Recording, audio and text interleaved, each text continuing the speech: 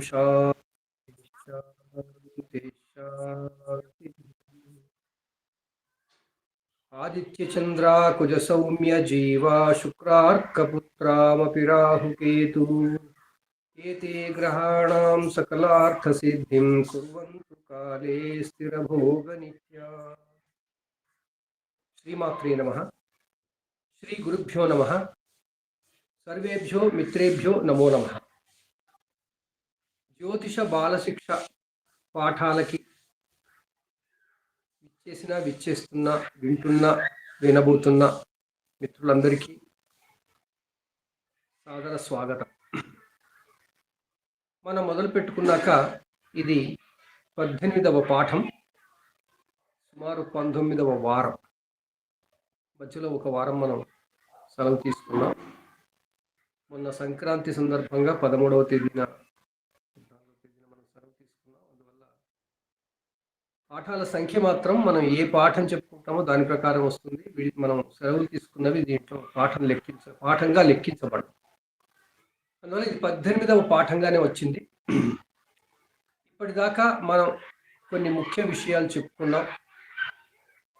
ఆ ముఖ్య విషయాలు అంశాలు ఏమైనా అనుకున్నప్పుడు మనం మొట్టమొదలు జ్యోతిష్యులు అంటే ఏమిటి, ఆ జ్యోతిష్యుల శాస్త్రం అంటే ఏమిటి, ఆధారం ఏమిటి, దానికి ఆధారమైనటువంటి కర్మ సిద్ధాంతం ఏమిటి, ఆ తర్వాత జ్యోతిష్యులు అనేవి 3 రకాలు అనుకొని అవి నక్షత్రాలు, రాసులు, గ్రహాలుగా భావించి వాటిని అర్థం చేసుకునే క్రమంలో అవి మన చుట్టూ ఎలా ఉన్నాయో దాన్ని మనం ఎలా అర్థం చేసుకోవాలో అందుకోసం ఋషులు ఇచ్చినటువంటి ప్రాథమిక సాధనాలు, ప్రైమరీ టూల్స్, బేసిక్ టూల్స్ అంటాం. అవి రాశిచక్రము, భావచక్రము అని అర్థం చేసుకునే ప్రయత్నం చేసి రాశిచక్రము మూల భావనలు తెలుసుకొని ఆ తర్వాత రాశిచక్రములో ఉన్నటువంటి రాసులన్నింటి కారకత్వాలు అర్థం చేసుకునే ప్రయత్నం చేసి ఆ తర్వాత భావచక్రం అంటే ఏమిటి, భావాల యొక్క కారకత్వాలు ఏమిటి అని కూడా అర్థం చేసుకునే ప్రయత్నం చేసి తర్వాత భావచక్రము రాశిచక్రము కలిపితే కుండలి అవుతుంది కాబట్టి, జాతకం అవుతుంది కాబట్టి ఆ జాతకము యొక్క గణనకి ఆ జాతకం వెనకాల ఉన్నటువంటి గణితం ఏమిటో అర్థం చేసుకునే ప్రయత్నం చేశాం. ఇవన్నీ ఒక క్రమంలో వాటిని అర్థం చేసుకునేందుకు, జ్యోతిష శాస్త్రాన్ని అర్థం చేసుకునేందుకు మనం ప్రయత్నం చేస్తూ వచ్చాం. మామూలుగా దాన్ని ఏమంటాం, సాధారణ శైలిలో జ్యోతిషం చెప్పుకున్నప్పుడు జ్యోతిష్యులు అనేటువంటి విషయం చెప్పుకోకుండా రాసులు, గ్రహాలు, నక్షత్రాలు అనుకుంటూ చెప్పుకుంటూ వెళ్తారు. కానీ మనం ఒక వైజ్ఞానిక ధోరణితో జ్యోతిష్ శాస్త్రాన్ని నేర్చుకోవాలి అనుకుని ఈ క్రమంలో మనం నేర్చుకుంటూ వస్తున్నాం. ఇక జ్యోతిష్యులు, నక్షత్రాలు, రాసులు, తర్వాత వాటి కారకత్వాలు, భావాలు, వాటి కారకత్వాలు అయిన తర్వాత మనకి మిగిలిన జ్యోతిష్యులైనటువంటి గ్రహాల కారకత్వాలు మనం తెలుసుకోవాల్సి ఉంది. ప్రాథమిక విజ్ఞానంలో, జ్యోతిష్ శాస్త్రంలో రాసులు, నక్షత్రాలు, గ్రహాలు, వీటి కారకత్వాలు, కుండలికి సంబంధించినటువంటి విషయాలు తెలిస్తే సాధారణంగా మనకి ఒక జాతక చక్రం చూసినప్పుడు దాన్ని ఎలా అర్థం చేసుకోవాలో అన్న ప్రయత్నం కొంతవరకు సఫలీకృతం అవుతుంది. పూర్తిగా సఫలమయ్యి మనం నిష్ణాతులం అవుతామని అనుకోవడానికి వీల్లేదు. కానీ ప్రతి విషయంలోనూ దాని మూలాలకు వెళ్ళి మనం అర్థం చేసుకుంటే మనకి బట్టి కొట్టి అర్థం చేసుకుని జ్ఞాపకం ఉంచుకోవాల్సిన అవసరం ఉండదు. అక్కడ ముఖ్యంగా మనం ప్రయత్నం అంతా ఏమిటి అంటే జ్యోతిష శాస్త్రం మనకి అవగతం కావాలి, అంటే అది అర్థం అవ్వాలి. అర్థమైన తర్వాత బట్టీలు అక్కర్లేదు కాబట్టి దాన్ని మనం ఆస్వాదిస్తాం. శాస్త్రజ్ఞానం ఎప్పుడు ఆస్వాదించాలి. ఆస్వాదిస్తే మనం శాస్త్రకారులం అవుతాం, శాస్త్రజ్ఞులం అవుతాం. శాస్త్రం తెలిస్తే కదా శాస్త్రజ్ఞం. శాస్త్రం తెలిస్తే అంటే శాస్త్రం బట్టి పడితే కదా. ఎవరో ఏదో చెప్పారు, ఆ సూత్రంలో ఇలా ఉంది కాబట్టి ఈ సూత్రాన్ని నేను ఇప్పుడు చేస్తున్నాను, ఆ సూత్రం కరెక్టే అని చెబితే దానికి జ్యోతిష్కుడు ఏమవసరం? ఆ సూత్రాలను బట్టి పట్టిన ఎవరైనా చెప్పచ్చు. కానీ అసలు సూత్రాలు చెప్పిన వాడి ఉద్దేశం ఏమిటి, అతను చెప్పిన సూత్రాల వెనుక శాస్త్రం ఏమిటి, అది అర్థం చేసుకునే ప్రయత్నం మనం చేయాలి ఈ కాలంలో. గతంలో ఒక 50, 200, 200 ఏళ్ల కింద అది అవసరం లేకపోయింది. ఎందుకంటే నేర్చుకున్న వాళ్ళు సిన్సియర్గా అన్నీ చెప్పేవాడు. కానీ ఇప్పుడు నేర్చుకున్న వాళ్ళు అసలు నేర్చుకోవడమే తగ్గిపోయింది. ఎందుకంటే ఈ కాలంలో జ్యోతిష్ శాస్త్రాన్ని పారంపరిక గ్రంథాల ద్వారా నేర్చుకునే వాళ్ళు ఎవరూ లేనట్టే. ఆ కాలం అంటే ఒక 10-20 ఏళ్ల కింద ఇప్పుడు కొందరు జ్యోతిష్కులు అని చెప్పుకునే వాళ్ళు కొందరు ఆ విధంగా కూడా నేర్చుకున్నారు. గురుముఖతః ఈ బృహత్పరాశర హోరాశాస్త్రంలోని శ్లోకాలన్నీ, కాలామృతంలోని శ్లోకాలన్నీ అని పట్టేవాడు. బట్టి ఆ శ్లోకం ప్రకారం ఇది అని మనం ఎక్కడన్నా ఎవరైనా కుండలి చూసినప్పుడు చెప్పగలిగేవాడు అన్నమాట. కానీ మనం అందరం ఇప్పుడు విద్యార్థి నిజంగా బాల్యంలో లేవు. బాల్య కౌమార యవ్వన దశ కూడా దాటావు. కొంతమంది యవ్వన దశలో ఉండొచ్చు. ఆ దశలో ఇప్పుడు బాల్యంలో నేర్చుకునే విధంగా నేర్చుకుంటే మనకి శాస్త్రం అర్థం కాదు, మనకి సమయం లేదు. మనకి సమయం దగ్గర పడుతుంది కదా. మనం పెద్ద అవుతున్న కొద్దీ మనకి ధారణా శక్తి తగ్గుతుంది. అందువల్ల ఈ వయస్సులో ఎలా నేర్చుకోవాలి అంటే అవి ఏమిటో శాస్త్రీయంగా అర్థం చేసుకుంటే తొందరగా అర్థం. ఆ ప్రయత్నంలో నేను మీకు జ్యోతిష బాలశిక్ష పాఠాల్లో నాకు తెలిసినంత మేర వైజ్ఞానికతని ఎక్కువగా జోడిస్తూ అర్థం చేసుకోవడానికి చాలా సులభమయ్యే రీతిలో మనం చెప్పుకుంటూ వస్తున్నాం. ఆ క్రమంలో మనం భూమి మీద ఉన్నాం, మనం ప్రకృతిలో ఉంటాం, మన చుట్టూ ఉన్నది ప్రకృతి. మన జీవితం అంతా కూడా, మన జీవనం అంతా కూడా మన చుట్టూ ఉన్న ప్రకృతి మీద ఆధారపడి ఉంది. కళ్ళు తెరిచినప్పటి నుంచి మళ్ళీ నిద్రపోయేంత వరకు మనకి ప్రకృతి మన చుట్టూ ఉంది. ఆ ప్రకృతి మన మీద ఎలాంటి ప్రభావం చూపిస్తుంది అనే పరిశోధన చేయడానికి మన ఋషులు మన చుట్టూ ఉన్న ప్రకృతి శక్తుల్ని ముందు వర్గీకరించారు. ఆ వర్గీకరణే నక్షత్రాలు, రాసులు, గ్రహాలు. ఇది ఏదో గ్రహాలు అనగానే కేవలం గ్రహాల గురించి మాట్లాడుతున్నాం అనుకోకూడదండి. నక్షత్రాలు అనగానే నక్షత్రాల గురించి మాత్రమే మాట్లాడుతున్నాం అనుకోకూడదు. మనం జ్యోతిషంలో నక్షత్రాలు, రాసులు, గ్రహాలకు మొత్తం కలిపి ప్రకృతి శక్తులుగా తీసుకోవాలి. ప్రకృతి శక్తులు అన్నీ మనకు తెలుసు. పంచతత్వం అంటాం. 5 తత్వాలతో ప్రకృతి ఉంది. 5 తత్వాలు మనకి తెలుసు. పృథ్వీ, ఆపస్తేజో, వాయువు, ఆకాశాత్ అని కింద నుంచి పైకి, లేదా ఆకాశము, వాయువు, అగ్ని, జలము, తర్వాత మనకి ఆకాశాత్ వాయువు, వాయురగ్ని, అగ్నియోరాప, ఆపహ పృథివ్యాం, పృథివ్యా ఔషధి అని చెప్పుకున్నాం. ఆకాశము, వాయువు, అగ్ని, జలము, పృథివీ. ఆకాశము, వాయువు, అగ్ని, జలము అంటే ఆపహాన్ని తీసుకున్నాం, ద్రవం, ద్రవశక్తి. పృథివీ అంటే ఘనశక్తి, ఘన రూపంలో ఉంది, సాలిడ్ ఎనర్జీ అంట. సో ఆ క్రమంలో ఉన్న ఎనర్జీస్ అన్నీ కూడా మనం చూసినప్పుడు మన చుట్టూ అన్నీ ఉన్నాయి. చెట్లు ఫిజికల్గా ఘనరూపమైన ఎనర్జీ, గాలి వస్తుంటుంది, అది వాయువు. ఆకాశం మనకి ఎలా కనపడుతుంది, ఆ ఆకాశంలోనే మనం ఉన్నాం. మొత్తం శక్తినంతా నిలుపుకునేది ఆకాశమే. ఆ తర్వాత అగ్ని అంటే తేజస్సు, అంటే మనకు కనపడే వెలుగులు, మనం చూడగలిగే శక్తి, మనలో ఉన్న జఠరాగ్ని శక్తి, ఇవన్నీ కూడా బయట ప్రకృతి శక్తులే కదా.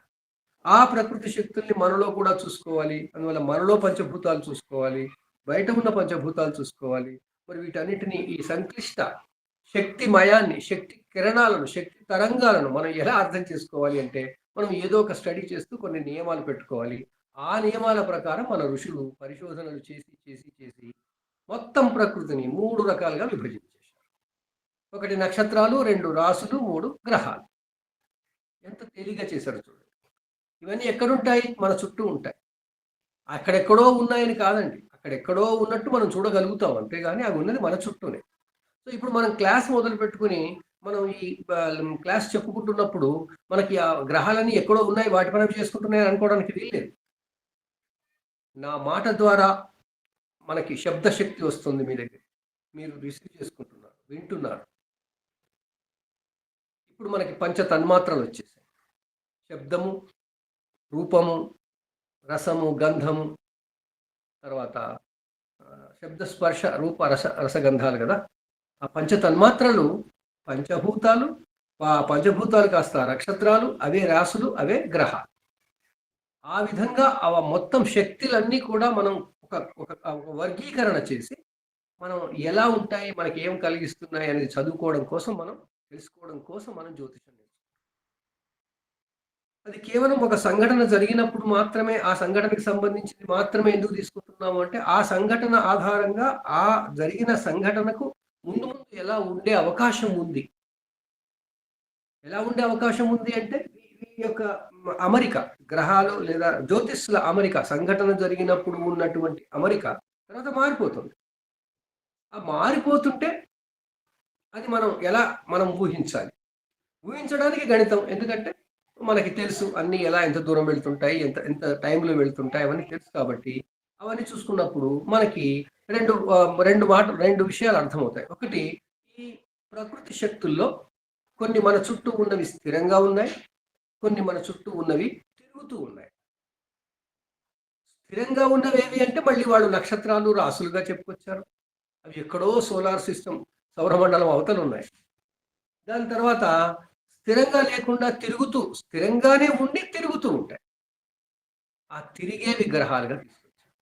అంటే ఆ గ్రహ శక్తులు, ప్రకృతి శక్తుల్ని మనం అర్థం చేసుకోవడానికి వాళ్ళు ఎన్ని రకాలుగా వాటిని విభాగించి లేదా వర్గీకరించి మనకు ఈ టూల్స్ అందించారు.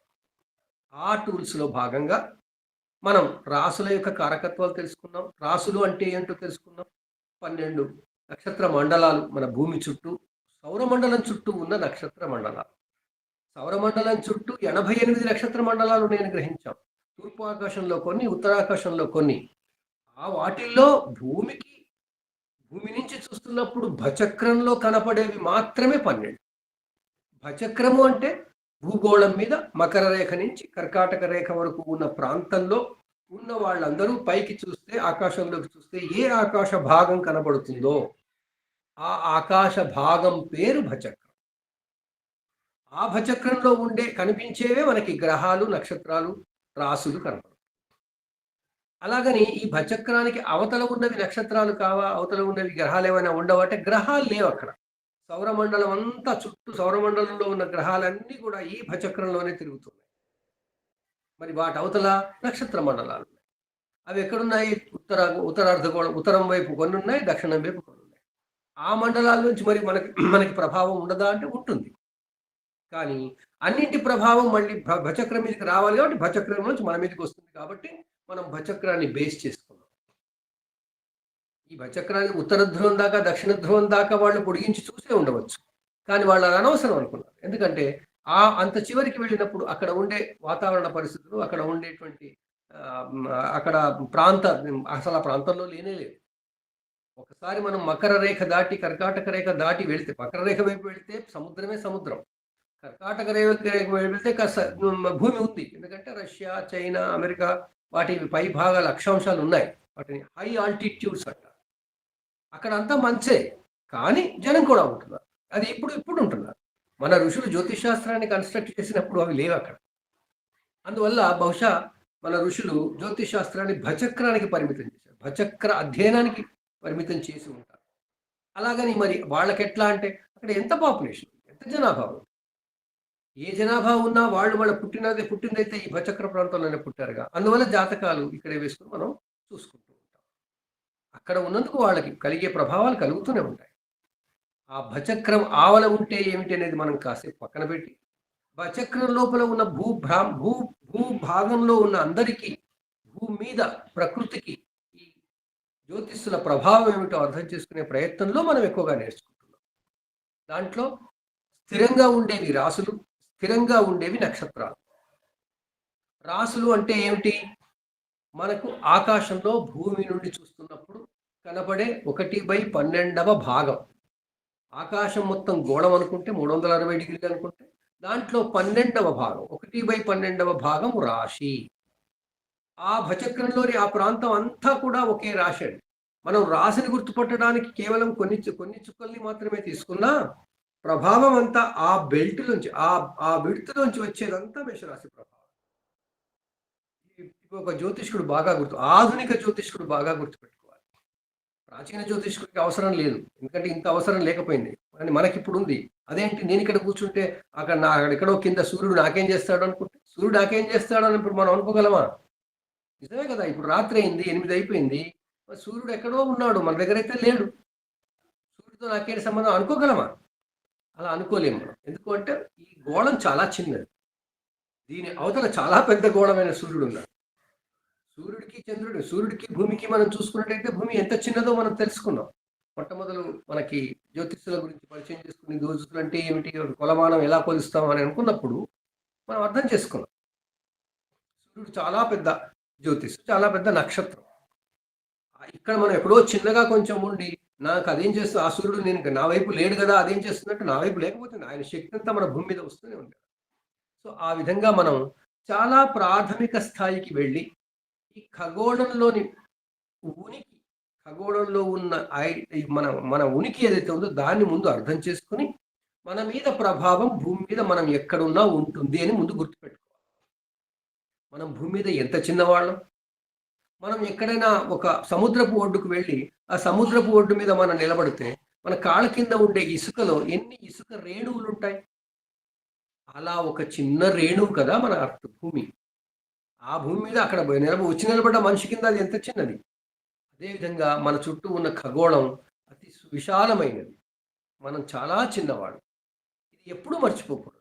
ఆ విధంగా మనం జ్యోతిష్యుల గురించి అర్థం చేసుకునే క్రమంలో ఆ రాసులు ఆ 12 భాగాలు ఉన్న ఆకాశంలో ఆ 12వ భాగం నాకు ఏం చేస్తుంది, 1/12 1/12వ భాగం నాకు ఏం చేస్తుంది, ఆ ఏం చేస్తుంది, ఏం చేసే అవకాశం ఉంది, దాని లక్షణాలు ఏమిటి అనేది మళ్ళీ మన వాళ్ళు బాగా స్టడీ చేసి రీసెర్చ్ చేసి రాశి కారకత్వాలుగా చెప్పుకొచ్చారు. తర్వాత మనకి నక్షత్ర కారకత్వాలు ఏమన్నారు, నక్షత్ర కారకత్వాలు ఎక్కువగా చెప్పుకోలేదు. నక్షత్రాలు ఇంకా దూరంగా ఉన్నాయి. ఆ నక్షత్రాల కారకత్వాలని రాసుల్లోకి దింపుకొచ్చి రాసుల కారకత్వాలు ఎక్కువ చెప్పారు. నక్షత్రాల కారకత్వాలు ఏంటి, అవి చాలా ప్రైమరీ, నేచురల్. అవి ఉంటే 5 పంచభూతాల కేటగిరీ ఒకటి ఉంటుంది. తర్వాత అవి మనకు కనపడే తీరులో ఎలా ఉన్నాయి అనేది ఉంటుంది. అలా కొన్ని నక్షత్రాలకు సంబంధించిన క్షిప్ర నక్షత్రాలు, మృదు నక్షత్రాలు అలా కొన్ని చెప్పుకుంటూ వచ్చారు. అవన్నీ మనకి పెద్దగా జ్యోతిషానికి అవసరం లేదు, ఎందుకంటే రాశి కారకత్వాలతోనే మనం బాగా జ్యోతిష్ శాస్త్రంలో ముఖ్యంగా కుండలి విశ్లేషణకి మనం రాశి కారకత్వాలను ఎక్కువగా తీసుకుంటాం.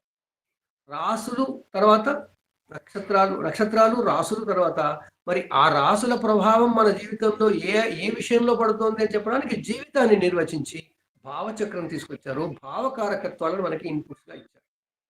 రాశి కారకత్వాలు, భావకారకత్వాలు.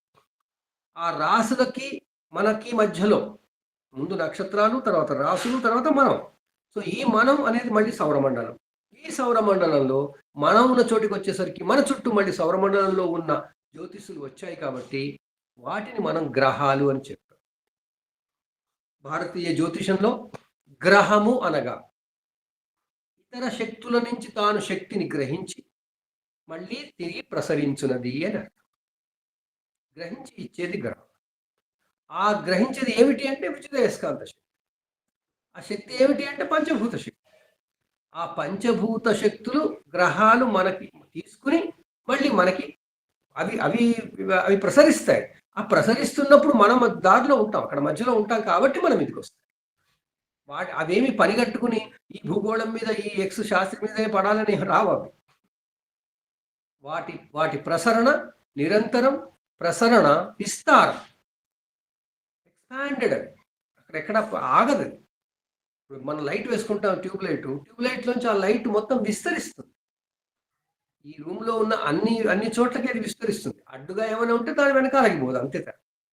అదేవిధంగా భూమి తన చుట్టూ తాను తిరుగుతుంది కాబట్టి ఈ యొక్క అన్ని జ్యోతిషుల యొక్క ప్రభావం భూమి మీద నిరంతరం ఉంటుంది. ఆ నిరంతరం ఉన్నప్పుడు మనం ఎక్కడున్నామో అక్కడ ఏ సంఘటన జరిగిందో ఆ సంఘటనకు సంబంధించి ఒక చిన్న మ్యాప్ తీసుకుంటాం ఆ టైంకి. ఆ మ్యాప్ మనకి కుండలి అయింది. సో ఇప్పుడు మరి రాసుల విషయంలో మనకి ఏ జీవితంలో ఏ విషయంలో రాసులు మనకి ఏం చేస్తాయి అని ఒక విధానం అలవర్చుకున్నాక, తెలుసుకున్నాక అవి 12 కాబట్టి 12 భావాలుగా తీసుకుని వచ్చి ఈ విషయంలో ఈ రాసుల్లో ఈ భావం మనకి ఇలాంటి కారకత్వాలు వస్తాయి, ఇలాంటి ప్రభావం వస్తుందని తెలుసుకోవడానికి మనం భావకారకత్వాలు మళ్ళీ ఫిక్స్ చేసుకోవాలి. జీవితం అంటే నిర్వచించాం. జీవితాన్ని నిర్వచించింది మొదలు జ్యోతిష్ శాస్త్రం. ఆ జ్యోతిష్ శాస్త్రంలో జీవితం నిర్వచించడం ఏంటంటే మనం ఊరికే జీవితం అనగానే పొద్దున్నే లేచి తిండి తినడం, లేకపోతే ఆకలి ఉండడం, లేకపోతే పడుకోవడం అది అనలేదు వాళ్ళు. జీవించడం ఒక ప్రక్రియ. ఆ ప్రక్రియలో 4 అవసరాలు ఉంటాయి. 4 ఇన్పుట్స్ కావాలి. ఆ 4 ఇన్పుట్సే ధర్మ, అర్థ, కామ, మోక్షాలు. అవి ఏదో సాధించగలరు. అందుకే వాటిని పురుషార్థములు అన్నారు. ఇంకో పదం లేదు వాటికి. పురుషార్థములు అన్నారు. పురుషార్థం అంటే ఏంటి? పురుషుడు అంటే మనిషిగా లేదా ప్రాణిగా జీవించడానికి మానవుడికి ఉండవలసిన 4 అర్థాలు. అవి అర్థమే, మీనింగే. అందువల్ల ఆ ధర్మ, అర్థ, కామ, మోక్ష కోణాలు ఏమిటి? 4 మన పురుషార్థాలు ఏమిటి అంటే, ధర్మం అంటే జీవించే ప్రాణి, అర్థం అంటే ఆ ప్రాణికి జీవించడానికి వసతులు, వనరులు, కామం అంటే జీవించే ప్రాణికి ఉండే అవసరాలు, కోరికలు, మరి మోక్షము అంటే ఆ జీవికి తన కోరికలు, తన వనరుల్ని వాడుకుంటూ తన కోరికలు తెచ్చుకోవడానికి కావలసిన సాధనాలు, సౌకర్యాలు. అందువల్ల మనకి 1, 2, 3, 4 ధర్మ, అర్థ, కామ మోక్షాలు అయ్యాయి. అవి మళ్ళీ 3 రకాలుగా ఉంటాయి, 3 మడతల్లో ఉంటాయి. కాబట్టి మనకి ఆది భౌతిక తాపత్రయం, ఆది దైవిక తాపత్రయం, ఆధ్యాత్మిక తాపత్రయం, 3 తాపత్రయాల్లో 4 పురుషార్థాలు కలిపితే 12 రాసులు అయిపోయాయి. 12 భావాలు అయ్యాయి. 12 భావాలని రాసుల మీదకి ఎక్కించాలి. సో ఆ క్రమంలో మనం నేర్చుకున్నప్పుడు ఈ రాసులు ఏ భావమైనా సరే ఆ రాశికారకత్వాలు అవే ఉంటాయి. రాశికారకత్వాలని, భావకారకత్వాలని మేళవిస్తే మనకి ఆ రాసుల నుంచి వచ్చే ప్రభావం ఏంటో అర్థమవుతుంది. ఇప్పుడు నేను ఒక వ్యక్తికి జన్మలగ్నం మనం మేషం అనుకున్నాం. జన్మలగ్నం మేషం అనుకుంటే ఆ మేషం జన్మలగ్నం అయినప్పుడు మొదటి భావం అవుతుంది, తనుభావం అవుతుంది. అందువల్ల తనుభావ సంబంధంగా మేషంలో ఉన్నటువంటి కారకత్వాలు ఆ వ్యక్తికి అబ్బుతాయి. ఒక వ్యక్తి వృషభంలో పుట్టాడు అనుకో, వృషభం జన్మలగ్నం అనుకో, అప్పుడు వృషభంలో ఉన్నటువంటి కారకత్వాలు అతని తనుభావానికి అన్వయం చేసుకోవాలి. కర్కాటకం అలాగే అన్ని రాసులు 12 రాసులు 12 లగ్నాలు అవ్వచ్చు. ప్రతి లగ్నానికి ఆ రాశి కారకత్వాలే వస్తాయి. మేషలగ్నంలో పుట్టిన వాడికి సాధారణంగా వ్యక్తిత్వంలో, మూర్తిమత్వంలో ఏముంటుంది? ఆ మేష సంబంధ కారకత్వాలు ఉంటాయి. కర్కాటకంలో పుట్టిన వారికి కర్కాటక రాశి సంబంధంగా తనుభావం ఉంటుంది. అందుకే మానవులు ఇన్ని రకాలుగా ఉంటారు. మానవులు యంత్రాలు కాదు, మానవుడు ప్రాణి, జీవి ఎలా ఉంటుంది అంటే చైతన్యంతో. ఆ చైతన్యం ఎలా వస్తుంది అంటే పంచభూతాల నుంచి వస్తుంది. పంచభూతాలతో వచ్చే చైతన్యం పంచభూతాలను కలుపుకున్నాక ఎలా ఉంటుంది అంటే 12 విధాలుగా ఉండొచ్చు. ఆ 12 రాసుల కారకత్వాలు అర్థం చేసుకున్నాక మరి ఆ రాసులు మన చుట్టూ ఎక్కడో ఉన్నాయి. ఆ ఉన్న రాసుల్లోంచి వచ్చే కాంతి తరంగాలు అంటే శక్తి తరంగాలు.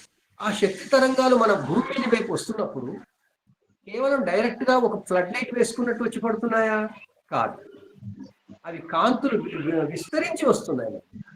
ఇప్పుడు నేను ఇక్కడ కూర్చున్నాను అంటే నా చుట్టూ ఒక 360 డిగ్రీలు అనుకున్నప్పుడు 360 డిగ్రీల్లోంచి రాసుల్లోంచి నాకు వస్తున్నాయి.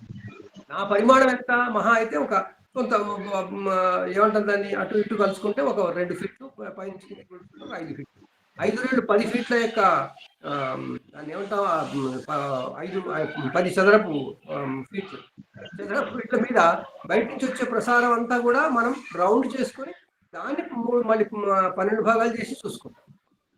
ఆ 12 భాగాలలో మరి నా మీద అనగానే నా తల మీద ఒకటి, కాళ్ళ మీద ఒకటి అని కాదు కదా, నాలో ఉన్న చైతన్యం మీద పడుతుంది. కాబట్టి అవన్నీ కలగలిపి నా మీద 360 డిగ్రీలు ఏ విషయంలో ఏమవుతుంది అనుకున్నప్పుడే మనం మొత్తం 12 భావాలు అనుక్షణం మనల్ని ప్రభావితం చేస్తూ ఉంటాయి. రాసులు, జ్యోతిష్సులు ప్రభావితం చేస్తుంటాయి 12 భావాలు ద్వారా.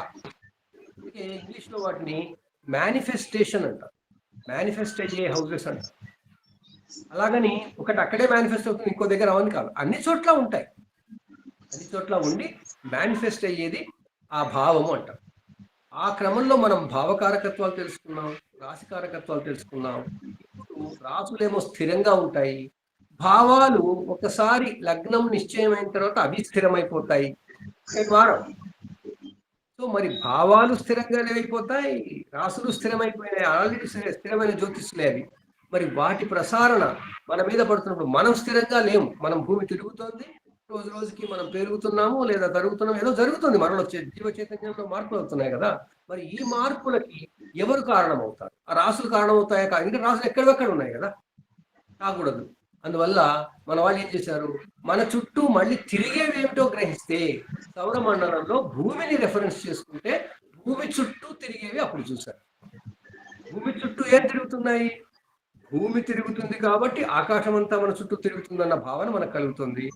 కానీ దాంతో పాటు ఆకాశంలో భూమి చుట్టూ, సూర్యుడి చుట్టూ తిరిగేటువంటి గ్రహాలు కూడా ఈ గ్రహాలు తిరిగేటువంటి పాత్ దారి ఎంత? భచక్ర పరిధి.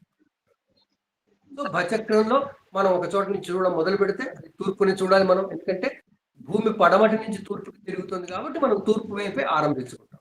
అందువల్ల మొట్టమొదటి లగ్నం తూర్పున క్షితిజం మీద ఉంటుంది. అది కాస్త పైకి వెళ్తుంది, పైకి వెళ్ళి మళ్ళీ కింద నుంచి మళ్ళీ పైకి వస్తుంది. ఇలా వస్తున్నప్పుడు రాసులన్నీ ఒక దగ్గర ఉన్నాయి. 6 అటు 6 పైన 6 కింద ఇప్పుడు ఉంటాయి. ఆ 6 రాసుల నుంచి వచ్చేటువంటి ఆ శక్తి తరంగాలు ఏవైతే ఉన్నాయో అవి మన మీద డైరెక్ట్ గా పడట్లేదు. భూమి మీద సరిగ్గా మొత్తం డైరెక్ట్ గా పడట్లేదు. మధ్యలో మళ్ళీ కొన్ని శక్తులు ఉన్నాయి, ప్రకృతి శక్తులు ఉన్నాయి ఇక్కడ. బోలెడంత దూరం ఉంది కదా. ఆ మధ్యలో ఉన్నటువంటి మరొక శక్తుల యొక్క క్షేత్రాన్ని మనం సౌరమండలం గ్రహాలుగా తీసుకొచ్చాం. గ్రహాలు గ్రహ కక్షల్లో ఉంటాయి. కక్షలు స్థిరమైనవే, కానీ కక్షల్లో ఆ గ్రహం మాత్రం తిరుగుతుంది. ఆ ఎనర్జీ అనేది ఆ ఎనర్జీ అది కోర్ ఎనర్జీ. అక్కడ ఆ కోర్ ఎనర్జీ ఒక గోళంగా ఉంది. ఆ గోళంకి మాత్రం ఆ దాని యొక్క ఆర్బిట్ లో దాని శక్తిని అంతా ఉపయోగించుకుంటూ తిరుగుతున్నప్పుడు ఆ ఆర్బిట్ లో ఆ కక్షలో ఆ కోర్ ఎనర్జీ ఏదైతే ఉందో, ఆ గ్రహం ఏదైతే ఉందో దాని ప్రభావం ఎలాగో ఉంటుంది. చాలా శక్తివంతమైనవి. అందువల్ల ఆ శక్తివంతమైన గ్రహాలు భూమి చుట్టూ తిరుగుతున్నప్పుడు, అంటే భూమి తిరుగుతున్నప్పుడు అవి కూడా తిరుగుతూ ఉన్నప్పుడు వాటి వెనుక ఏముంటుంది అని చూసినప్పుడు భూమి నుంచి మాత్రం మనకి కనపడేది రాసు. సో మనం ఏదైనా గ్రహం రాశిలో ఉందనే బదులు ఆ రాశి ముందు ఉందనడం చాలా సబబు. రాశిలో లేదు నిజానికి గ్రహం, రాశి ముందు ఉంది. అంటే మన ముందు గ్రహాలు, గ్రహాల అవతల రాసులు, రాసుల లోపల నక్షత్రాలు. సో మనకి ఆ 3D పెట్టుకోవాలి మన ముందు. ఆ 3D పెట్టుకున్నప్పుడు ఎవరో మ్యూట్ చేసుకోలేదండి, దయచేసి మ్యూట్ చేసుకోవాలి. ఆ 3D పొజిషన్లో మనం చూస్తున్నప్పుడు మనకి ముందు కనపడేది గ్రహం, గ్రహం అవతల కనపడేది రాసులు, రాసుల వెనక లోపల నక్షత్రాలు. ఆ విధంగా మనం చూసినప్పుడు ఈ గ్రహాలు అక్కడ ఉండట్లేదు, తిరుగుతూ ఉన్నాయి. కాబట్టి వీటిని మనం చరజ్యోతిస్సులు అన్నాం, డైనమిక్ ఎనర్జీస్ అన్నాం. ఇవి ఏం చేస్తాయి? వాటి వెనకాల ఉన్న రాసుల యొక్క, నక్షత్రాల యొక్క కాంతి తరంగాల ప్రభావాన్ని తీసుకుంటాయి. అన్నిటికీ మ్యాగ్నెటిక్ ఫీల్డ్ ఉంది, అన్నిటికీ ఎలక్ట్రోమాగ్నెటిక్ ఎనర్జీలోనే ఉన్నాయి అన్ని, భూమితో సహా. అందువల్ల ఆ ఎలక్ట్రోమాగ్నెటిక్ ఎనర్జీ అంతా ప్రసారం అవుతూ మన భూమి వైపు వస్తున్నప్పుడు ఆ గ్రహాల మీదుగా వస్తుంది. భూమి ఎక్కడో వేరుగా ఉండి మిగతావన్నీ ఎక్కడో లేవు, దాని చుట్టూ తిరుగుతూనే ఉన్నాయి. భూమి చుట్టూ ఉన్నదే ప్రకృతి, ప్రకృతినే మనం 3 రకాలుగా తీసుకొచ్చాం. ఆ 3 రకాలే మనకి రాసులు, నక్షత్రాలు, రాసులు, గ్రహాలుగా తీసుకున్నాం. ఇంత నేపథ్యంతో మన భారతీయ జ్యోతిష ప్రవర్తకులు ఎవరైతే ముందు జ్యోతిషాన్ని పైనీరింగ్ చేశారో వాళ్ళు ఏమన్నారు? అసలు గ్రహాలే మనకి ముఖ్యం అన్నారు. రాసులు ఎట్లాగూ స్థిరంగా ఉన్నాయి, వాటి కాంతిని మోసుకొస్తూ ఉంటాయి. ఆ మోసుకొస్తూ ఉన్నప్పుడు అవి ప్రసరిస్తూ ఉన్నప్పుడు మన మీద అది ఇవాళ దాని వెనకాల ఒక రాశి ఉంటుంది, రేపు మరో రాశి ఉంటుంది. దాని వేగాన్ని బట్టి రాసులు మారిపోతుంటాయి. సో అందువల్ల వాళ్ళు గ్రహాలు ఏమిటి అంటే, గ్రహాలు కర్మ ఫల దాతలు అని. ఆ గ్రహాలేవి మన ఫలితాలని మనకి దాతలు అంటే మనకి డిస్ట్రిబ్యూట్ చేసేవాళ్ళే. వాళ్ళు ప్రత్యేకంగా డిసైడ్ చేసి ఇచ్చేవాళ్ళు కాదు. ఆ శక్తుల ద్వారా, ఆ శక్తులు ఉన్న స్థితిని బట్టి మనకి ప్రత్యేకంగా ఫలితం రాదు. మనకు రావలసిన ఫలితాన్ని అవి అలా ఉన్నందు కారణంగా మనకు వస్తాయి. అందువల్ల ఏమంటారు? The planets are only indicators of what is going to happen. అవి సూచిస్తాయి. ఫలితం ఎవరిస్తారు? ఫలితం కర్మఫలమే. కర్మఫలాన్ని రావడానికి మాధ్యమాలు. ఆ కర్మఫలం ఎక్కడి నుంచి వస్తుంది? కర్మఫలం అనేది అక్కడ రాసుల్లోంచి, నక్షత్రాల్లోంచి వస్తుంది. అక్కడికి కర్మఫలం ఎలా వెళ్ళింది? మనం కర్మ సిద్ధాంతం చెప్పుకున్నాం. మనం చేసే ప్రతి కర్మకి, కర్మ అంటే జీవించడం, కర్మ అంటే ప్రత్యేకంగా ఏదో చేయడం కాదు, జీవించడం. సో మనం జీవించినందువల్ల జరిగే, ప్రకృతిలో జరిగే ప్రతిదీ కూడా దాని ప్రభావం కూడా బయటికి విస్తరించబడుతుంది. విస్తరించబడి ఎక్కడ పోయి ఆగుతుంది? అది నక్షత్రాలకు పోయి ఆగుతుంది. మన ఋషులు అట్లా అనుకున్నారు, నక్షత్రాల దగ్గర దాకా వెళ్ళాలి, ఇంక అంతకన్నా దూరం ఉండదని. అందువల్ల నక్షత్రాల దగ్గరికి వెళ్ళిపోయిన మన కర్మఫలం, అంటే మనం చేసిన కర్మల కారణంగా వచ్చిన ప్రభావం నక్షత్రాలను చేరుకొని, మళ్ళీ మనం మారిపోయి, మళ్ళీ మన ఇది మన జీవితంలో మనం డైనమిక్గా ఉన్నప్పుడు మళ్ళీ అక్కడి నుంచి రిఫ్లెక్ట్ అయ్యి వస్తాం. ఆ రిఫ్లెక్ట్ అయ్యి రావడానికి మనకి ఈ జన్మకు కాకపోతే ఇంకో జన్మకు వస్తుంది. ఎందుకంటే అది సోల్ రెఫరెన్స్తో ఉంది. అందువల్ల సోల్ రెఫరెన్స్తో ఆ ప్రభావం, జీవించిన ప్రభావం అంతా నక్షత్రాల్లోకి వెళ్తుంది, మళ్ళీ నక్షత్రాల నుంచి వస్తుంది. ఆ నక్షత్రాల నుంచి వచ్చేటప్పుడు, వెళ్ళేటప్పుడు కూడా మధ్యలో మాధ్యమాలు, గ్రహాలు. ఆ గ్రహాలు వెళ్ళిన సంగతి, తీసుకువెళ్ళిన సంగతి తెలుసు, వచ్చే సంగతి తెలుసు. కాబట్టి అవి మళ్ళీ మనం ఎంత ప్రారంభ కర్మని డిశ్చార్జ్ చెయ్యాలో మళ్ళీ అవన్నీ పొజిషన్ తీసుకుంటాయి. మనం పుట్టినప్పుడు ఆ పొజిషన్లో మనకు వస్తాయి. సో ఇక్కడ అవేం తయారు చేయడం లేదు, ఆటోమేటిక్గా డిఫాల్ట్ సిస్టమ్ నడుస్తుంది. మనం అంటాం కదా, ఆటోమేటిక్గా అన్నీ జరుగుతుంటాయి. ఆటోమేటిక్గానే అన్నీ జరుగుతున్నాయి. ఆ దైవం చేసే ఆటోమేటిక్ మేనిఫెస్టేషన్, ఆటమైజ్డ్ మేనిఫెస్టేషనే మన జీవితము, జ్యోతిషం చెప్తుంది. ఇది వీళ్ళు సాధించారు ఋషులు. ఎలాగన్నా దీన్ని అర్థం చేసుకోవాలని అదే కరెక్ట్ అని కాకపోవచ్చు, కానీ సాధించారు, కొంతవరకైనా సాధించారు. మిగతా ఏ శాస్త్రాలు కూడా దీని గురించి అసలు పట్టించుకోలేదు. ఏ శాస్త్రాలు కూడా అన్ని పదార్థ శాస్త్రాలు.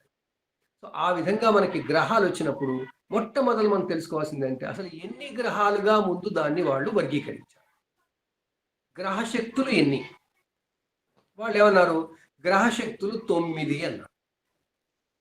మరి 9 గ్రహశక్తుల్ని మనం ఎలా చూడాలి అంటే, అవి కనిపించే గోళాకారంలో తిరుగుతున్నాయి కాబట్టి ఆ గోళాలను బట్టి అర్థం చేసుకుందాం అన్నారు. మరి గోళాలు ఎన్ని కనబడుతున్నాయి? ఇప్పుడు మనం మామూలు కంటితో పైకి వెళ్ళి చూస్తే గోళాలు ఏమీ కనపడవు, ఒక సూర్యుడు చంద్రుడు మాత్రం తప్ప. అందువల్ల ఆ సూర్యుడు చంద్రుడు మనకి గోళాలుగా కనపడుతున్నారు.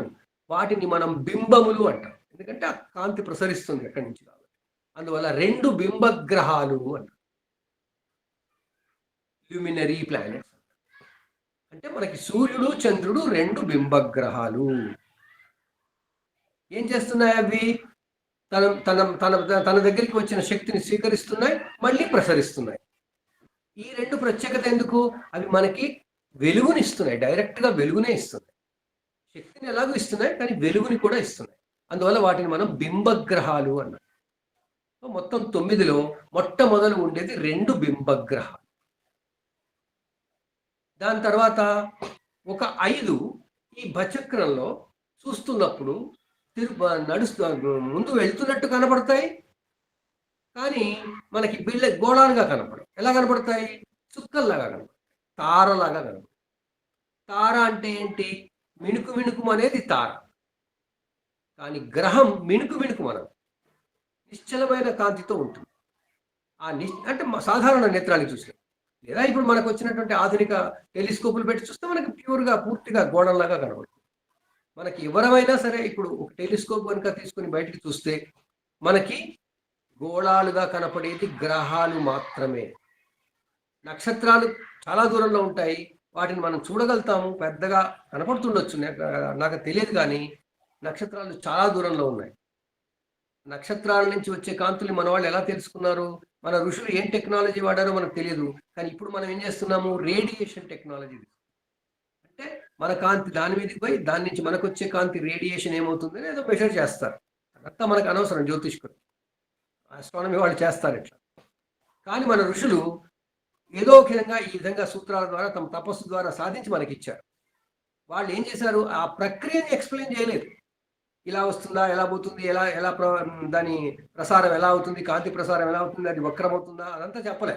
ఆ కాంతి నీ మీద పడితే ఏమవుతుందని ఫలితం మాత్రం చెప్పుకొచ్చారు. అందుకే ఫలిత సూత్రాలు మనకు ఉన్నాయి. జ్యోతిషంలో సిద్ధాంత భాగంలో మెజర్మెంట్స్ గురించి చెప్తే, హోరా భాగంలో ఫలిత సూత్రాలు ఉన్నాయి. అది ఎలా వస్తే ఏంటి, నీ మీదకి వచ్చి పడుతుంది, ఇలాంటి ఫలితం రాబోతుంది అని చెప్పుకుంటూ వచ్చారు. సో ఆ విధంగా మనకి గ్రహకాంతులు మన మీద పడుతున్నప్పుడు గ్రహాలని ఎలా వర్గీకరించాలి అన్నప్పుడు మొట్టమొదటి ఋషులు మనకు చేసింది 2 బింబగ్రహములు అన్నారు. అవి సూర్య చంద్రుడు. గ్రహాలు ఎన్నన్నావు? 9 అన్నాం. ఆ 9లో 2 బింబగ్రహాలు అయిపోయాయి.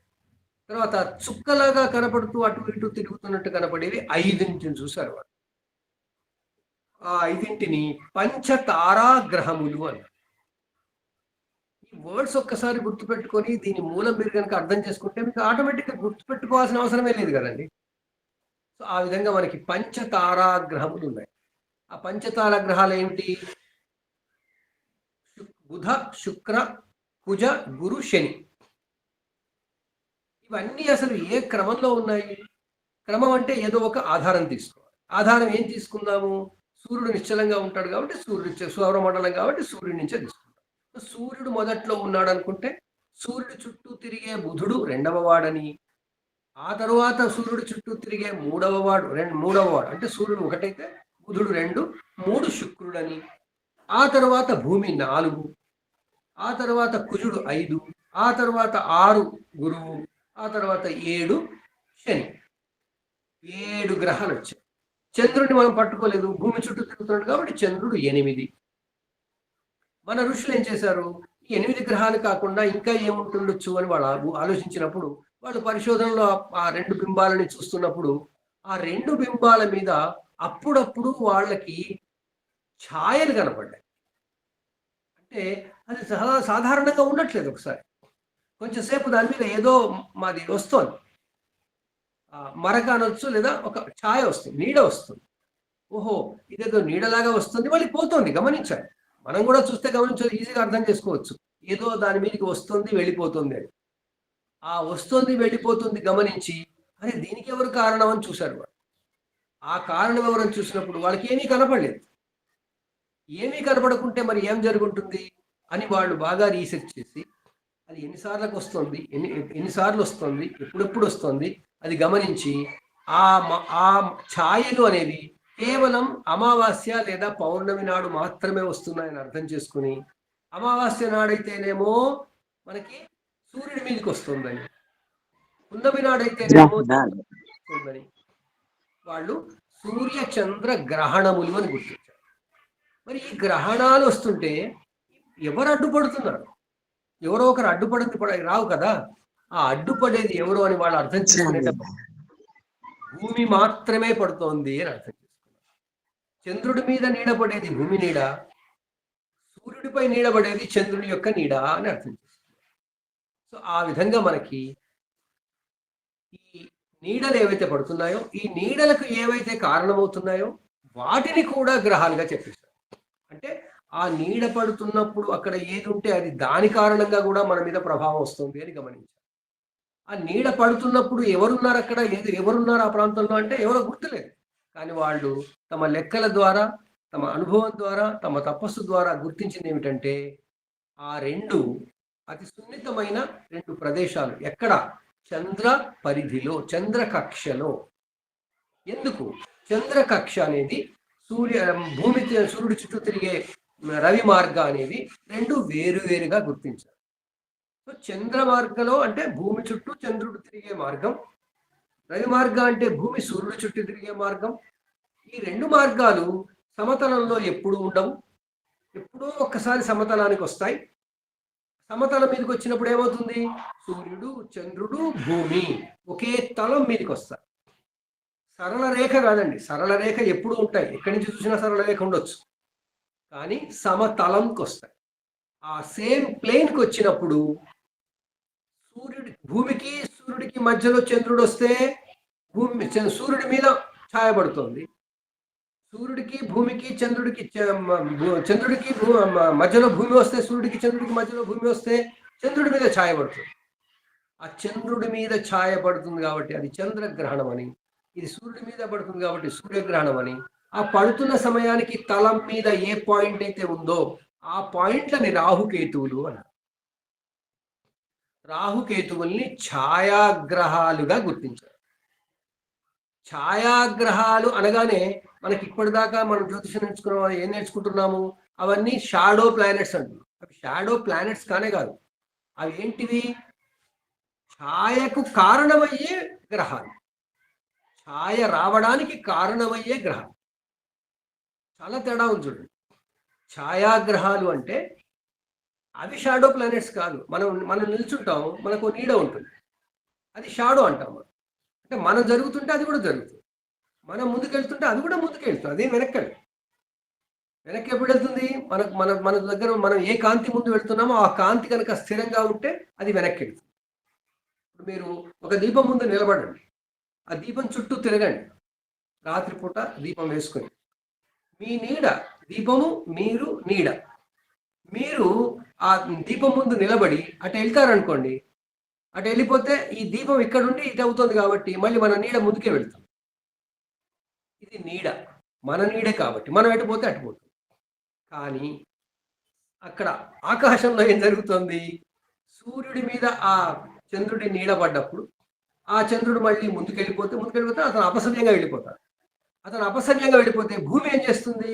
భూమి అపసవ్యంగా తిరుగుతూ గమనిస్తుంటే చంద్రుడు ముందుకు వెళ్ళిపోతున్నట్టు, సవ్యంగా వెళ్ళిపోతున్నట్టు కనపడతాడు.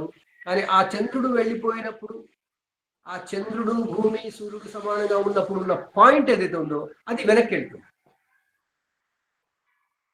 దీనికోసం మనం ఏం చెప్తాం? రైళ్ల మీద మనం పోతుంటే మన మన పక్కన ఉన్న కీటులను చూస్తే భూమి, మన ప్రాంతం అంతా వెనక్కి వెళ్ళిపోతున్నట్టు అనిపిస్తుంది అంటాం కదా. ఆ విధంగా మనకి రాహుకేతువులు వెనక్కి తిరుగుతారు అని చెప్పొచ్చు. ఆ రాహుకేతువులు అక్కడ పెద్ద ఉన్నారు, చంద్రుడు సూర్యుడు లాగా ఉన్నారని కాదు. రాహుకేతువుల్ని కూడా గ్రహస్థాయి ఇచ్చారు, స్టేటస్ ఇచ్చారు. స్టేటస్ ఎందుకు ఇచ్చారు అంటే ఆ పాయింట్ దగ్గర నుంచి కూడా మనకి ఏదో ప్రసారం అవుతుంది. ప్రసారం అవుతున్న దాంట్లో తేడాలు వస్తున్నాయి, ప్రభావంలో తేడాలు వస్తున్నాయి. అందువల్ల వాళ్ళిద్దరిని చంద్రాదిత్య మర్దన అని చెప్పేసారు. చంద్రుడిని ఆదిత్యుడిని ఎప్పుడు చంపుతారు అని తీసుకొచ్చారు. అలాగని పూర్తిగా చంపేస్తారని కాదు. ఆ కాలంలో అది ఆ కవి భాష, ఆ ఎక్స్ప్రెషన్కి అలాంటి సంస్కృత పదాలు వాడారు. సో చంద్రాదిత్య విమర్దనం అని. సో ఆ విధంగా మనకి రాహుకేతువులు 2 ఛాయాగ్రహాలు, సూర్యచంద్రులు 2 బింబగ్రహాలు. ఈ సెట్ ఎప్పుడు మారిపోదు. ఛాయలు పడేది వీళ్ళ మీదే. అందువల్ల రాహుకేతువులు వీళ్ళ కోసమే. అందువల్ల రాహుకేతువులు, సూర్యచంద్రులు ఒక సెట్ 4, 5 తారాగ్రహాలు మరొక సెట్ అయిపోయింది. సో ఆ తారాగ్రహాలు ఏవైతే అయ్యాయో అవి ఎక్కడున్నాయి, ఎలా ఉన్నాయని చూసినప్పుడు మనం మళ్ళీ సౌరమండలంలో వాటి యొక్క క్రమం తెలుసుకోవాలి. మనం సౌరమండల క్రమాన్ని మొట్టమొదలు జ్యోతిష్యుల గురించి తెలుసుకున్నాం. సౌరమండలంలో మనం అన్ని తిరుగుతున్నాయి కాబట్టి మనం ప్రతిదీ సరళ రేఖ మీద చూసేటట్టు ఉండదు. అందువల్ల ఒక స్టార్టింగ్ పాయింట్ పెట్టుకోవాలి. ఆ తర్వాత ఎవరి కక్ష ఉంది అని చూసుకుంటూ పోవాలి. ఆ కక్ష ఎవరిది ఉంది అంటే మొట్టమొదలు ఉన్న కక్ష బుధుడిది, సూర్యుడి తర్వాత. రెండవది శుక్రుడిది, మూడవది భూమిది, నాలుగవది మనకి కుజుడిది, ఐదవది గురువు, ఆరవది శని. భూమి చుట్టూ తిరిగే ఓ చంద్రుడు ఉన్నాడు. అందువల్ల చంద్రుడు 7వ గ్రహం, సూర్యుడు 1వ గ్రహం. ఇది సౌరమండల కక్షా క్రమం అంటాం. సోలార్ సిస్టమ్ ఏ క్రమంలో ఉందో ఆ క్రమం. ఇది మారదు. భూమి సూర్యుడు చుట్టూ తిరుగుతున్నంత కాలం మారదు. ఇదంతా ఒక మళ్ళీ సౌరమండలం కాబట్టి సౌరమండలం అవతల అటు భరచక్రంలో ఒక 6 ఉత్తర వైపు 6 నక్షత్ర మండలాలు, దక్షిణం వైపు 6 నక్షత్ర మండలాలు, 12 రాసులు అయిపోయినాయి. సో ఆ క్రమంలో మనకి ఈ గ్రహాలు 9ంటిని వాళ్ళు గుర్తించి ఈ 9 గ్రహాల కక్షల్ని ముందు నిర్ధారించారు. భూమి నుంచి బయటికి వెళ్ళి చూస్తే మన కళ్ళ ముందు సౌరమండలం ఉంది అనుకుంటే దాన్ని ఏమన్నారు? సూర్యకేంద్ర సిద్ధాంతం అన్నారు.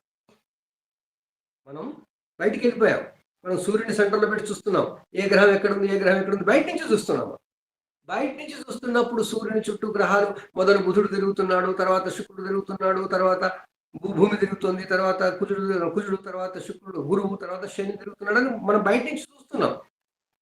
ఈ బయట నుంచి చూసే వ్యూని చూడడానికి మనం సౌరమండలం అవతలికి వెళ్తాం కాబట్టి, అవతలికి వెళ్ళినప్పుడు చూస్తే సూర్యుడే కేంద్రంలో ఉంటాడు కాబట్టి సూర్యకేంద్ర సిద్ధాంతము అన్నారు. కానీ సూర్యకేంద్ర సిద్ధాంతం మనం ఉండేది భూమి మీద. మనం ఆకాశంలోకి వెళ్ళిపోయి సౌరమండలానికి అవతలి పోయి ఏం చూడలేం కదా ఎప్పుడు. అందువల్ల వాళ్ళు ఏం చేశారు? అది పనికిరాదు, మనకి ఎలా కనపడుతున్నాయో అలా తీసుకుందాం, దాన్ని అడ్జస్ట్ చేసుకుందాం అనుకున్నారు. అట్లా సూర్యకేంద్ర సిద్ధాంతంలో సౌరమండల క్రమం ఏదైతే ఉందో ఆ క్రమంలో నిశ్చలంగా ఉండేది సూర్యుడైనా భూమి నుంచి మనం చూస్తున్నప్పుడు భూమి నిశ్చలంగా ఉంటుంది అనుకుంటున్నాం కాబట్టి భూకేంద్ర సిద్ధాంతము అని భూమి నుండి చూస్తున్నప్పుడు ఏదెక్కడ తిరుగుతుంది అని చూశారు. భూమి నుండి చూసేసరికి ఏమైంది? భూమిని తీసుకుపోయి సూర్యుడి ప్లేస్‌లో పెట్టారు. సూర్యుడిని తీసుకొచ్చి భూమి ప్లేస్‌లో పెట్టారు అనుకోవడానికి. సో, భూకేంద్ర సిద్ధాంతంలో భూమి కదలకుండా ఉంటున్నట్టుగా, దాని చుట్టూ సూర్యుడు కదలకుండా ఉంటే మొదలెవరున్నారు? బుధుడున్నాడు. ఇప్పుడు భూమి భూమి చుట్టూ తిరగడీన. సూర్యుడు చుట్టూ తిరుగుతాడు. అందువల్ల మనకి దూరంగా కనపడే సూర్యుడి చుట్టూ తిరగడానికి మన ముందు నుంచి చూస్తే మొదలు బుధుడున్నాడు. ఆ తర్వాత శుక్రుడున్నాడు. ఆ తర్వాత రవే ఉన్నాడు. అందువల్ల మనకి ఈ సౌరమండల క్రమాన్ని భూకేంద్ర సిద్ధాంతంలో ఏం చేశాము? మన దగ్గర మన చుట్టూ తిరిగే చంద్రుడు మొదలుంటాడని, ఆ చంద్రుడి తర్వాత బుధుడు మన కళ్ళ ముందే సూర్యుని చుట్టూ తిరుగుతుంటాడని. ఆయన తిరుగుతుంటాడు కానీ మనకి ఆయన వెనకాల కనపడేవి అన్ని 12 రాసులు కనపడుతుంటాయి. మన చుట్టూ తిరగడు ఆయన. భూమి చుట్టూ తిరగడు. సూర్యుడి చుట్టూ తిరుగుతుంటాడు. కానీ భూమి ముందర తిరుగుతుంది. అందువల్ల భూమికి ఎదురుగుండా ఆ పక్కన ఉండి తిరుగుతున్నాడు. ఎదురుగుండా తిరుగుతున్నాడు సూర్యుడి చుట్టూ కాబట్టి ఆయన రెండవ కక్షగా తీసుకొని, అంటే మొదలు చంద్ర కక్ష, తర్వాత బుధ కక్ష, దాని తర్వాత శుక్ర కక్ష, దాని తర్వాత మనకి రవి కక్ష, రవి తర్వాత కుజ, కుజ తర్వాత గురు, గురు తర్వాత శని. ఇప్పుడు మీరు భూకేంద్ర సిద్ధాంతం ప్రకారం కక్షాక్రమాన్ని ఒకసారి రాసుకోండి. భూమి, చంద్రుడు, బుధుడు, శుక్రుడు, రవి, కుజ, గురు, శని. ఎన్ని కక్షలు వచ్చాయి? భూమి ఒకటి స్థిరం కేంద్రం అనుకున్నాం. తర్వాత చంద్రుడు ఒకటి, దాని తర్వాత బుధుడు 2, బుధుడి తర్వాత శుక్రుడు 3. ఈ చంద్రుడేమో మన చుట్టూ తిరుగుతున్నాడు, బుధుడేమో మన ముందు నుంచి అలా వెళ్ళి తిరిగి వస్తున్నాడు సూర్యుడి చుట్టూ. శుక్రుడు కూడా అలా వెళ్ళి తిరిగి వస్తున్నాడు సూర్యుడి చుట్టూ. సూర్యుడు ఆయనే తిరుగుతున్నాడు, మనం తిరుగుతున్నాం కాబట్టి అలా అనుకుంటున్నాం. మనం తిరుగుతున్నాం కాబట్టి ఆయనే తిరుగుతున్నాడు అనుకుంటున్నాం. ఆ తర్వాత కుజుడు, ఆ తర్వాత గురువు, ఆ తర్వాత శని. ఈ కుజుడు, గురువు, శని మనల్ని కూడా దాటుకుని తిరుగుతున్నారు. మీరు విజువలైజ్ చేయండి. ఒక్కసారి విజువలైజ్ చేస్తే ఎప్పటికీ గుర్తుండిపోతుంది. ఇది ఆ విధంగా మనకి కక్షలు ఏమొస్తున్నాయంటే చంద్ర, బుధ, శుక్ర, రవి, కుజ, గురు, శని వస్తున్నాయి. మనం భూమి నుంచి ఆరంభించి చూసాం. ఇప్పుడు శని నుంచి ఆరంభించి చూడండి. సో శని మొదలు, దాని తర్వాత గురువు, దాని తర్వాత కుజుడు, కుజుడి తర్వాత రవి, రవి తర్వాత బుధుడు, శుక్రుడు, శుక్రుడి తర్వాత బుధుడు, బుధుడి తర్వాత చంద్రుడు.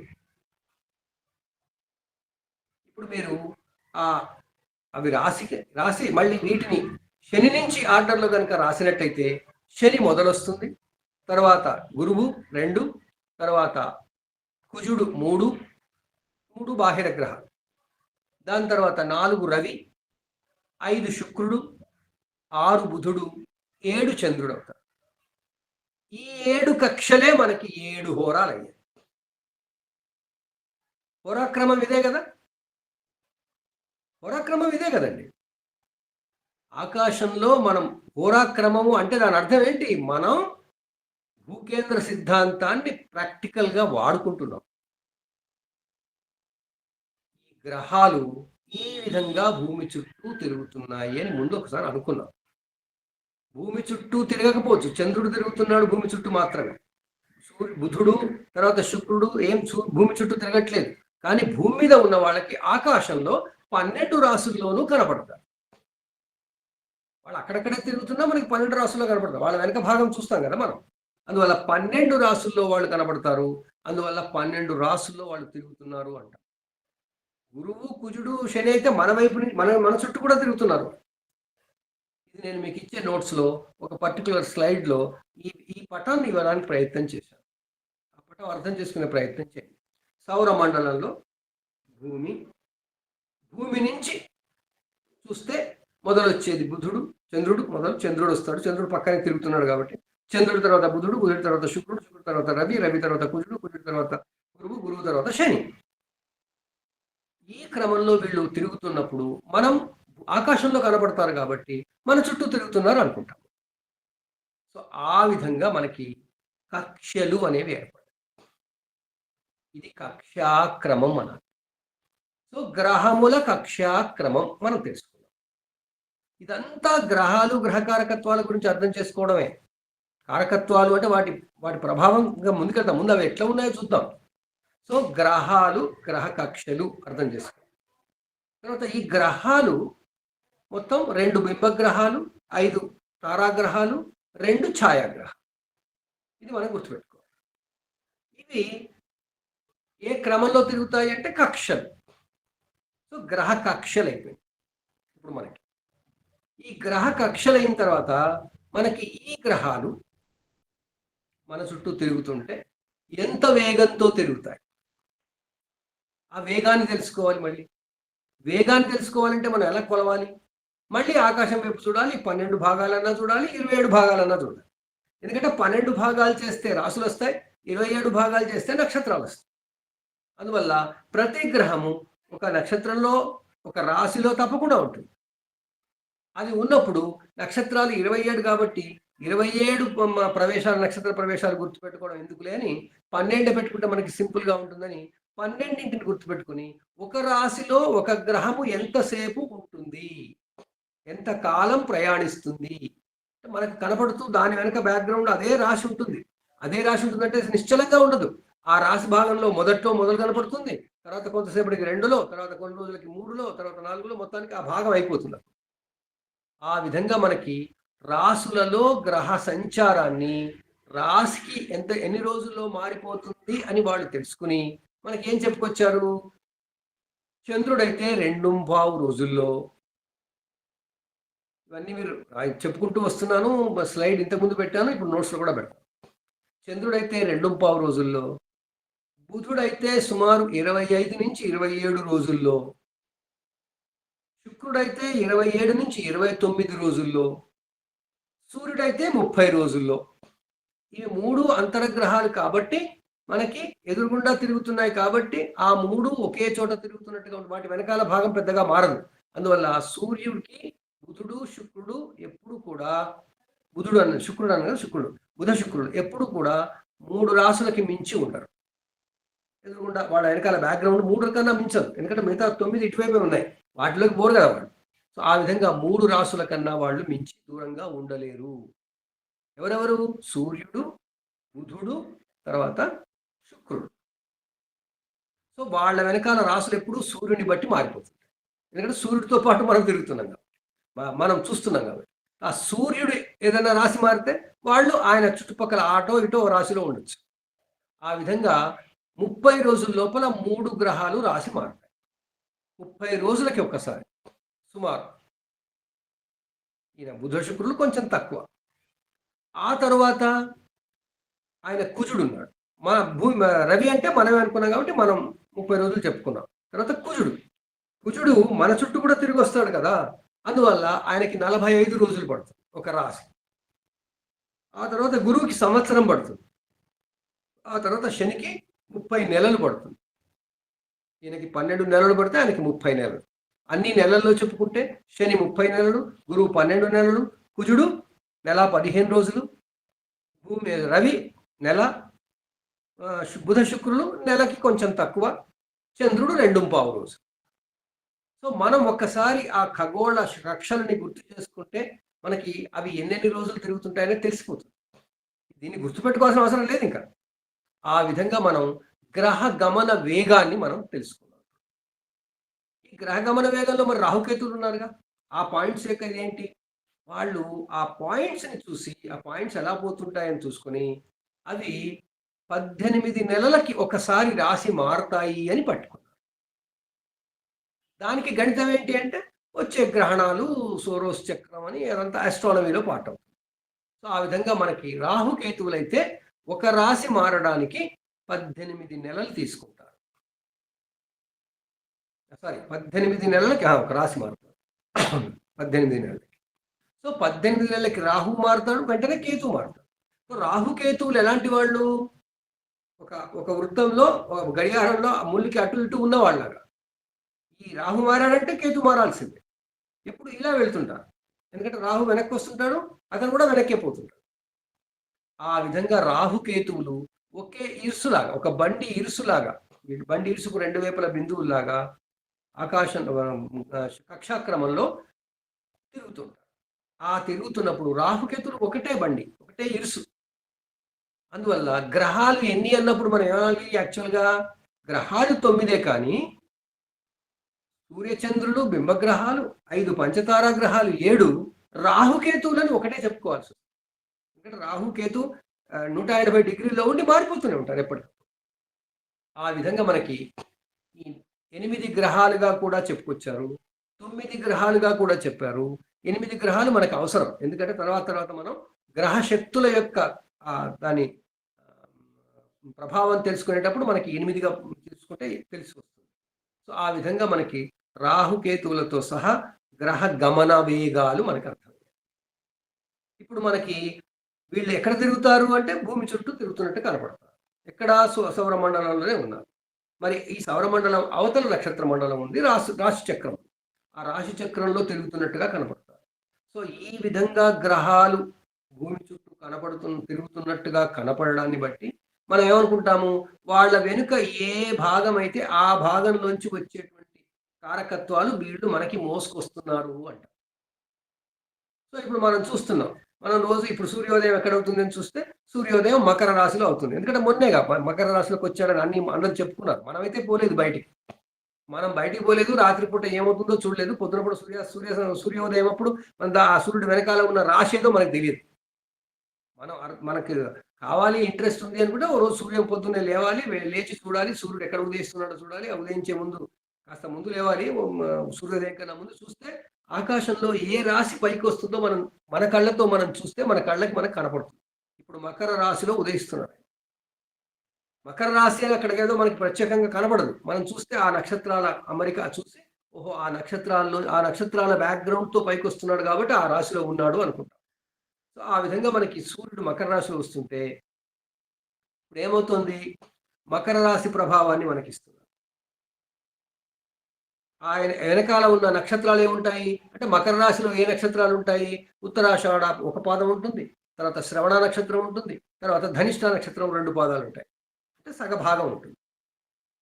సగభాగం ఏది? 1/27లో సగభాగం ఉంటుంది. ఇదేంటి ఉత్తరాషాఢ 1/27లో మూడో భాగం, నాలుగో భాగం ఉంటుంది. 1/4 పార్ట్. శ్రవణం అంతా 4 పాదాలు ఉంటుంది. మొత్తం భాగం ఉంటుంది. 1/27 భాగం ఉంటుంది. వాటిలోంచి వచ్చే కాంతులు కూడా సూర్యుడు మనకి ఇస్తారు. ఎందుకంటే ఆ ముందు నిలబడ్డాడు కదా!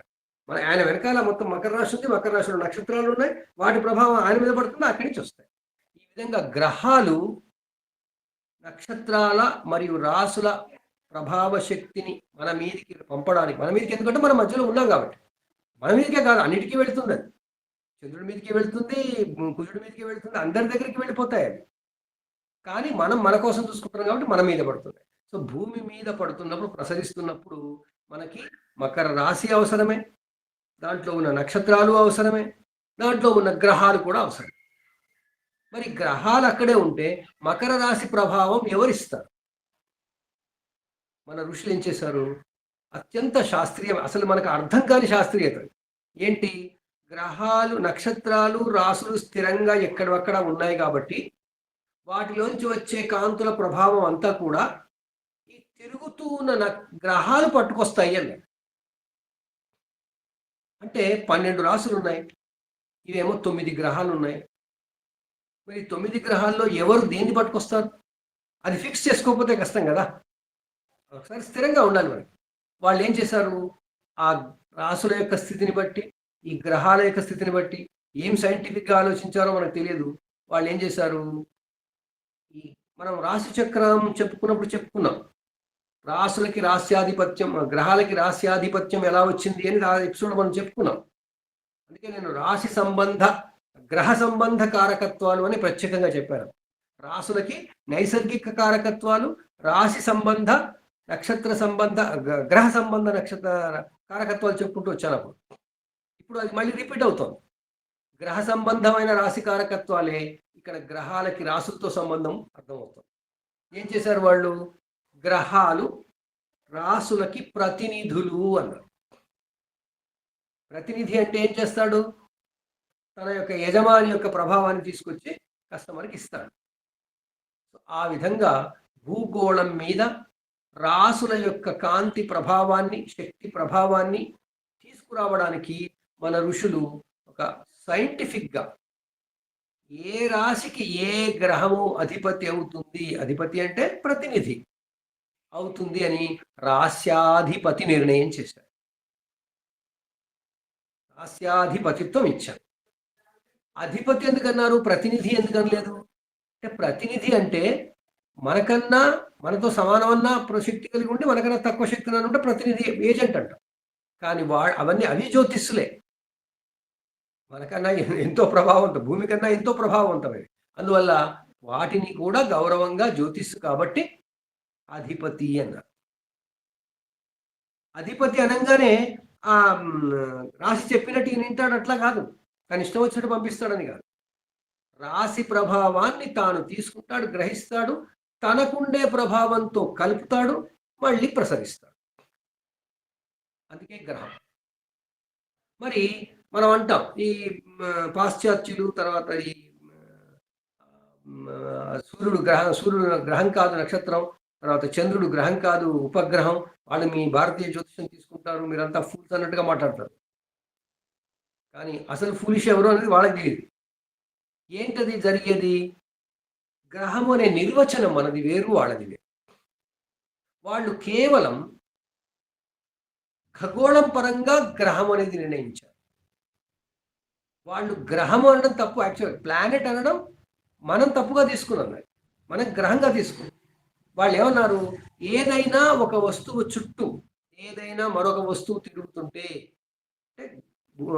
నక్షత్రం చుట్టూ తిరుగుతాయి గ్రహాలు, అందువల్ల ఆ తిరిగేదాన్ని కూడా కండిషన్ పెట్టారు. ఏంటి? పర్టికులర్గా ఒక క్రమమైన కక్ష ఉండాలి, దాని చుట్టే తిరుగుతుండాలి. ఆ విధంగా ఉన్న శక్తిని వాళ్ళు ప్లానెట్ అన్నారు. ఆ ప్లానెట్ ఒక శక్తిని తీసుకుని ఆ శక్తిని మళ్ళీ ప్రసారం చేస్తుంది అన్న విషయం లేదు వాళ్ళ దగ్గర, వాళ్ళకి అది అవసరమూ లేదు.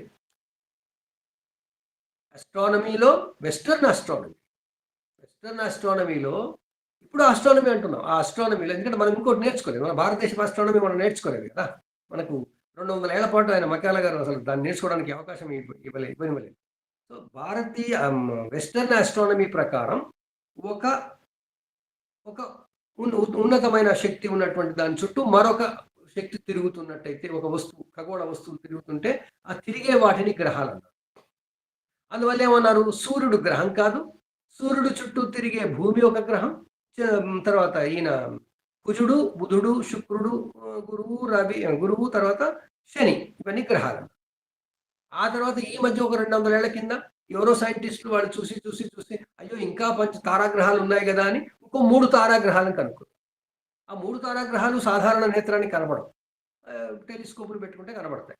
అందులో టెలిస్కోపుల ద్వారా చూసి యురేనస్, నెప్ట్యూన్, ప్లూటో కూడా అలాగే ఉన్నాయి అని పెట్టారు. కానీ ఇంటర్నేషనల్ ఆస్ట్రానమికల్ అసోసియేషన్ ఏం చేసింది, గమనించి లెక్కలన్నీ గట్టి అవన్నీ నాసా వాళ్ళని చూసి యురేనస్ను ఒప్పుకుందాం గ్రహం అని, నెప్ట్యూన్ని గ్రహం అని ఒప్పుకుందాం, ప్లూటోని మాత్రం గ్రహం అనేటట్టు లేదండి అన్నారు. ఎందుకు? ప్లూటోకి వీళ్ళు పెట్టిన నియమాలు కొన్ని పని చేయట్లేదు. వీళ్ళు నియమాలు పెట్టుకున్నారు, ఆ గ్రహాలు అట్టుకుంటే దాన్నే గ్రహం అందాం అని. ఆ నియమం ఏంటి? అది సూర్యుని చుట్టూ తిరుగుతూ ఉండాలి, ఒక నియమం, తిరుగుతోంది. తర్వాత అది ఒక ప్రత్యేకమైన తనదైనటువంటి కక్షలో తిరగాలి, అది తనదైన కక్షలో తిరగదు ప్లూటో. ఎందుకు? అది ఆఖరికి ఉన్న గ్రహం. ఒక్కోసారి ఏం చేస్తుంది, అది నెప్ట్యూన్ కక్ష దాకా వస్తుంది. నెప్ట్యూన్ వచ్చి ఢీకొనదు, కానీ నెప్ట్యూన్ కక్ష దాకా వస్తుంది, మళ్ళీ వెనక్కి వెళ్ళిపోతుంది. అక్కడ సూర్యుడు ఉన్నాడుగా, గురుత్వాకర్షణ శక్తి, అందువల్ల అలా వచ్చి వెళుతూ ఉంటుంది. కాబట్టి దానికి ఒక కక్ష అనేది ఫిక్స్డ్గా లేదు, కాబట్టి దాన్ని మనం గ్రహం అనొద్దు, ప్లానెట్ అనొద్దు అని వాళ్ళు ఒక డెఫినిషన్ చేస్తారు. మరి ఏమనాలి అంటే, వాళ్ళు ఇలాంటివన్నీ నిర్వచనాలు ఇచ్చేటప్పుడు గ్రహము అంటే ప్లానెట్, మనం తెలుగులో గ్రహం అనేది అని మనం ప్లానెట్ అని అనుకుంటున్నాం, కానీ ప్లానెట్కి గ్రహానికి తేడా చాలా ఉంది. కానీ మనం అనుకునే వాళ్ళు అనుకునే ప్లానెట్ ఏంటంటే క్రమమైన మన కక్షతో, క్రమమైన ఆర్బిట్తో, ఒకటి ఫిక్స్డ్గా స్థిరమైన క్రమమైన ఆర్బిట్తో ఉండేది గ్రహం. ఆ గ్రహాలలో ఇవన్నీ కలిసాయి. చంద్రుడు, బుధుడు, తర్వాత చంద్రుడు కాదు, బుధుడు, తర్వాత శుక్రుడు, తర్వాత కుజుడు, గురువు, శని, యురేనస్, నెప్ట్యూన్ కలిసారు. అందువల్ల వాటిని ప్లానెట్స్ అని డిఫైన్ చేశారు. ప్లూటోని ఏమన్నారు మరి? అది మరుగుజ్జు గ్రహం అన్నారు, డ్వార్ఫ్ ప్లానెట్ అన్నారు. అంటే సూర్యుడు ఇలా గ్రహము యొక్క డెఫినిషన్లో, అంటే ప్లానెట్ అనే డెఫినిషన్లో కూర్చోకుండా చుట్టూ తిరిగేవి, సూర్యుడు చుట్టూ తిరిగే వాటిని మరుగుజ్జు గ్రహములు అన్నారు. అందువల్ల మరుగుజ్జు గ్రహములుగా వచ్చాయి. తర్వాత ఏదైతే తిరుగుతుందో, సూర్యుని చుట్టూ తిరుగుతున్నప్పుడు అది కూడా తిరుగుతుందో, అది తిరుగుతుంటే దాని చుట్టూ కొన్ని తిరిగితే అవి ఉపగ్రహాలు అన్నారు, శాటిలైట్స్ అన్నారు. ఆ శాటిలైట్స్ లో భూమికి ఉన్న ఒక శాటిలైట్ చంద్రుడు. కానీ భారతీయ జ్యోతిషంలో ఏం తీసుకున్నారు? అక్కడ ఏం తిరుగుతున్నదో మాకు అనవసరం, ఇక్కడ మాకు ఎలా కనపడుతుందో చూస్తున్నాం, ఆ శక్తి మా మీదకి ప్రసారం అవుతుందా లేదా గమనిస్తుంది. శక్తి ప్రసారం ఎప్పుడవుతుంది? సూర్యుని కారణంగా అవుతుంది, చంద్రుడి కారణంగా అవుతుంది, తర్వాత మిగతా గ్రహాల కారణంగా అవుతుంది. అందువల్ల వీటిని మేము గ్రహాలు అంటామని, వీటిని మనం గ్రహాలుగా. సో మనం ఇంగ్లీష్లో రాస్తున్నప్పుడు భారతీయ జ్యోతిషం ప్రకారం ప్లానెట్ అని రాయొద్దు, అసలు గ్రహ అనే రాయాలి. అది మనం బాగా గుర్తుపెట్టుకోవాలి. గ్రహ ఇస్ ఎ గ్రహ, it's not a planet. So అలా మనకి నవగ్రహాలకి మన డెఫినిషన్ ఇలా ఉంటే వాళ్ళ డెఫినిషన్ అలా. రాహుకేతువుల్ని వాళ్ళు కొంతకాలం వరకు గుర్తించలేదు అసలు. గ్రహణాలు ఎందుకు వస్తున్నాయి అని భారతీయ జ్యోతిషం నుంచి వాళ్ళు గమనించినప్పుడు, గ్రహణాలని భారతీయ జ్యోతిషం వాళ్ళు కరెక్ట్గా ఎట్లా లెక్కలు కడుతున్నారని వాళ్ళు గమనించినప్పుడు, మళ్ళీ మన శాస్త్రాలన్నీ వాళ్ళు తిరిగేసినప్పుడు అప్పుడు అర్థమైంది, అరే ఇదేదో చంద్రుడి కక్షలో తిరిగేటువంటి పాయింట్లే అని తెలిసి వాటిని లూనార్ నోడ్స్ అంటారు. మనం రాహు కేతు అని మనం పేరు పెట్టుకుంటే వాళ్ళు లూనార్ నోడ్స్ అంటారు, అంటే చంద్రునికి సంబంధించిన పాయింట్స్. అవి రెండే ఉంటాయి, ఒకటి ఉత్తరానికి, ఒకటి దక్షిణానికి. ఉత్తరానికి ఉండేది మనం రాహు అంటాం, దక్షిణానికి ఉండేది కేతు అంటాం. అంటే సర్కిల్లో అది ఉత్తరం వైపే ఉంటుందని కాదు, ఉత్తరం ఒకవైపు దక్షిణం ఒకవైపు అనుకున్నాం మనం. ఆ తర్వాత ఉత్తరం ఉన్నది కూడా తిరుగుతూ ఉంటుంది మనం చూస్తుంటే. మనకి కనపడేదంటే ఆ ఉత్తరం ఉన్న బిందువు కూడా మళ్ళీ 12 రాసుల్లోంచి తిరుగుతుంది. ఆ విధంగా ఉత్తర దక్షిణ బిందువులు మనం రాహుకేతువులు అంటే వాళ్ళు lunar north node, south node అన్నారు.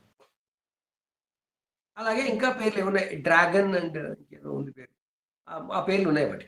సో అవన్నీ అస్ట్రానమీ ప్రకారం డిఫైన్డ్. కానీ మనది ఖగోళ విజ్ఞానం మీదే ఆధారపడ్డా వాటి ప్రభావం బేసిస్గా మనం తీసుకుంటాం. మన ప్రకృతి మీద, మనుషుల మీద మన ప్రభావం ఎలా పడుతుందనే దాని ఆధారంగా మనం గ్రహాలని నిర్వచించాం. పాశ్చాత్యులేమో గ్రహాలు ఆకాశంలో, అంతరిక్షంలో, ఖగోళంలో ఎలా ఉన్నాయో దాని ఆధారంగా వాళ్ళు చేస్తారు. అక్కడ అస్ట్రానమీకి, అస్ట్రాలజీకి తేడా. అస్ట్రాలజీలో ప్లానెట్స్ వేరు, అస్ట్రానమీలో ప్లానెట్స్ వేరు. భారతీయ జ్యోతిష్ శాస్త్రంలో ఈ నక్షత్రాలు ఉన్నాయి, గ్రహాలు ఉన్నాయి, నక్షత్ర మండలాలు ఉన్నాయి, అన్నిటికీ పేర్లు పెట్టారు, వాటి కథలు ఉన్నాయి, పురాణ కథల్లో మనకి వాటి విషయం చెప్పుకొచ్చారు. ఇలా ఎన్నో రకాలుగా మనకి ఆ విజ్ఞానాన్ని ఇచ్చారు.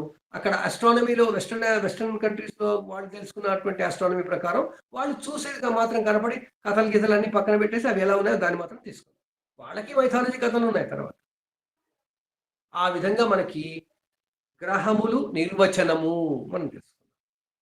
సో మనకి పంచతారాగ్రహాలు, 2 బింబగ్రహాలు, 2 ఛాయాగ్రహాలు. ఆ గ్రహాల నిర్వచనం అన్నప్పుడు గ్రహములు అనగా తాము ప్రకృతి నుండి శక్తిని తీసుకుని చుట్టూ ఉన్న శక్తిని అంటే నక్షత్రాల నుంచి కావచ్చు, వేరే గ్రహాల నుంచి కూడా కావచ్చు, ఆ విధంగా మనకి ప్రసారం మళ్ళీ తిరిగి ప్రసారం చేస్తున్నప్పుడు మనం భూమి మీద వాళ్ళకు కూడా లభించేటువంటి ఆ ప్రభావాన్ని ఆధారంగా చేసుకుని మనం వీటిని గ్రహాలు అన్నాం. ఈ విధంగా గ్రహముల నిర్వచనము అనేది తెలుసుకున్నాం. గ్రహములు ఎన్ని, గ్రహముల వర్గీకరణ తెలుసుకున్నాం, ఆ గ్రహముల పేర్లు తెలుసుకున్నాం, గ్రహముల కక్షాక్రమం తెలుసుకున్నాం. ఇప్పుడు ఇవన్నీ తెలిస్తే కదా మనం ముందుకెళ్ళేది. సో ఆ విధంగా మనకి గ్రహ కక్షాక్రమము, గ్రహములు, వర్గీకరణ, గ్రహ ప్రభావము ఆధారంగా నిర్వచనము, ఇవి చేసిన తర్వాత గ్రహాలకి ఆధిపత్యాలు మనం అనుకున్నాం. రాశికి రిప్రజెంటేటివ్గా, నక్షత్రానికి రిప్రజెంటేటివ్గా తీసుకున్నాం. ఎవరిని? గ్రహాలనే. ఎందుకు? మన చుట్టూ తిరిగేది గ్రహాలేగా. ఇంకా వేరే ఏం లేదు. అందువల్ల ఈ 9 గ్రహాలకి 27 నక్షత్రాలను డిస్ట్రిబ్యూట్ చేశారు. ఎలా చేశారు మళ్ళీ? 9కి వరుస పెట్టి 9 చేసేశారు. మళ్ళీ అదే 9 వరుస ఇంకో 9, ఆ తర్వాత ఇంకో 9. అంటే మనం అప్పుడు నేర్చుకున్న భావచక్రంలో నేర్చుకున్న, లేదా రాశిచక్రంలో మనం నేర్చుకున్నాం మనం ఆది భౌతికం, ఆది దైవికం, ఆధ్యాత్మికం. లేదా ధర్మ, అర్థ, కామ, మోక్షాలు. ధర్మార్థ కామ మోక్షాలలో ఉన్నటువంటి నక్షత్రాలు, ఆ రాసుల్లో ఉన్న నక్షత్రాలు ఒక్కొక్క సెట్కి ఒక్కొక్క నవకానికి 9 తీసుకుని ఆ 9కి 9 గ్రహాలను ఆపాదించారు. రాస్యాధిపత్యానికి వాళ్ళు ఎలా ఇచ్చారు అంటే మనం అనుకున్నాం సింహము, కర్కాటకము ధ్రువ నక్షత్రం దగ్గర ఉన్నాయి, ఇప్పటికీ ఉన్నాయి, అప్పుడు ఉన్నాయి. అక్కడి నుంచి కర్కాటక సింహాలు ఉంటే కర్కాటకం పక్కన మిథునం, సింహం పక్కన కన్య, అది సూర్యుడికి దగ్గరగా ఉన్న బుధునికి ఇచ్చేశారని. ఎందుకంటే సౌరమండల క్రమంలో సూర్యుడు, బుధుడు, శుక్రుడు, కుజుడు, భూమిని వదిలేస్తే మళ్ళీ కుజుడు, గురువు, శని, కాబట్టి ఆ క్రమంలోనే ఉంటాయి. మిథున కన్యలు బుధుడికి, ఆ తర్వాత బుధుడి తర్వాత ఉన్న గ్రహం శుక్రుడు కాబట్టి శుక్రుడికి వృషభ తులలు, కర్కాటక సింహాలు సూర్య చంద్రులకు ఇచ్చేస్తారు. అవి సెంటర్ పాయింట్. ధ్రువ నక్షత్రం, దాని దగ్గర సప్తర్షులు, దాని దగ్గర సింహ కర్కాటకాలకి తిరిగే గ్రహాలలో సూర్యుని, చంద్రుడిని అక్కడ ఇచ్చేసారు. అది సోర్స్ కాబట్టి, సోర్స్ ఆఫ్ లైట్స్ కాబట్టి. అక్కడి నుంచి తర్వాత బుధుడు పక్కనే ఉన్నాడు కాబట్టి ఆయనకి ఈ 2 ఇచ్చారు. శుక్రుడు పక్కనే ఉన్నాడు కాబట్టి ఆయనకి వృషభతులు ఇచ్చారు. ఆ తర్వాత భూమిని వదిలేయాలి. ఆ తర్వాత ఉన్నది కుజుడు కాబట్టి కుజుడికి మేష వృశ్చికాలు ఇచ్చారు. తర్వాత గురువుకి ధనుర్మీనాలు ఇచ్చారు. శనికి మకర కుంభాలు ఇచ్చారు. సో ఆ విధంగా రాస్యాధిపత్యం ఇస్తే గ్రహాలకి రాస్యాధిపత్యం వచ్చి మనం ఇప్పుడు ఏం చెప్పుకుంటాము? గ్రహములు రాసులకి అధిపతులు అంట. అధిపతులు అనగానే గ్రహాలు ఆ రాసుల్లో ఉంటాయి అని కాదు అర్థం. మనం ఎప్పుడు కన్ఫ్యూజ్ అవుతాం. రాస్యాధిపత్యము అది కేవలము డిజిగ్నేషన్ మాత్రమే. ఆ గ్రహము ఎక్కడుందో మనకు ఆ టైంని బట్టి తెలుసు. అది అక్కడే ఉండాల్సిన అవసరం ఏం లేదు. అందువల్ల మనం ఏమంటాము? అది గ్రహముల స్వక్షేత్రము అంటాం. సో స్వక్షేత్రము అంటే ఏ గ్రహము ఏ రాశికి ప్రతినిధో దాన్ని ఆ గ్రహానికి అది స్వక్షేత్రము అని చెప్తాం. సో గ్రహాల స్వక్షేత్రాలు ఏమిటి? చెప్పుకొచ్చాం.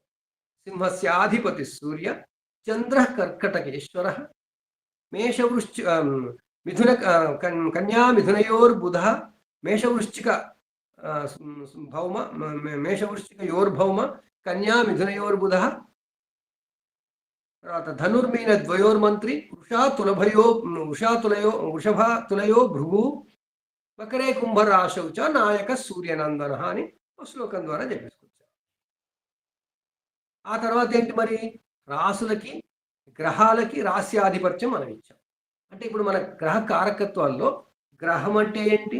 గ్రహ నిర్వచనం తర్వాత గ్రహ గమనము, గ్రహ కక్షలు, దాని తర్వాత గ్రహ ఆధిపత్యం ఉన్న రాసులు తెలిసాను. ఆధిపత్యం ఉన్న తర్వాత ఇంకేమవుతుంది? ఆ రాసుల్లో అవేం కూర్చోవు అక్కడ. ఆ రాసే ఇల్లేం కాదు, కానీ మనం ఆ ఇల్లు అంటాం, వాళ్ళ ఇల్లు అంటాం.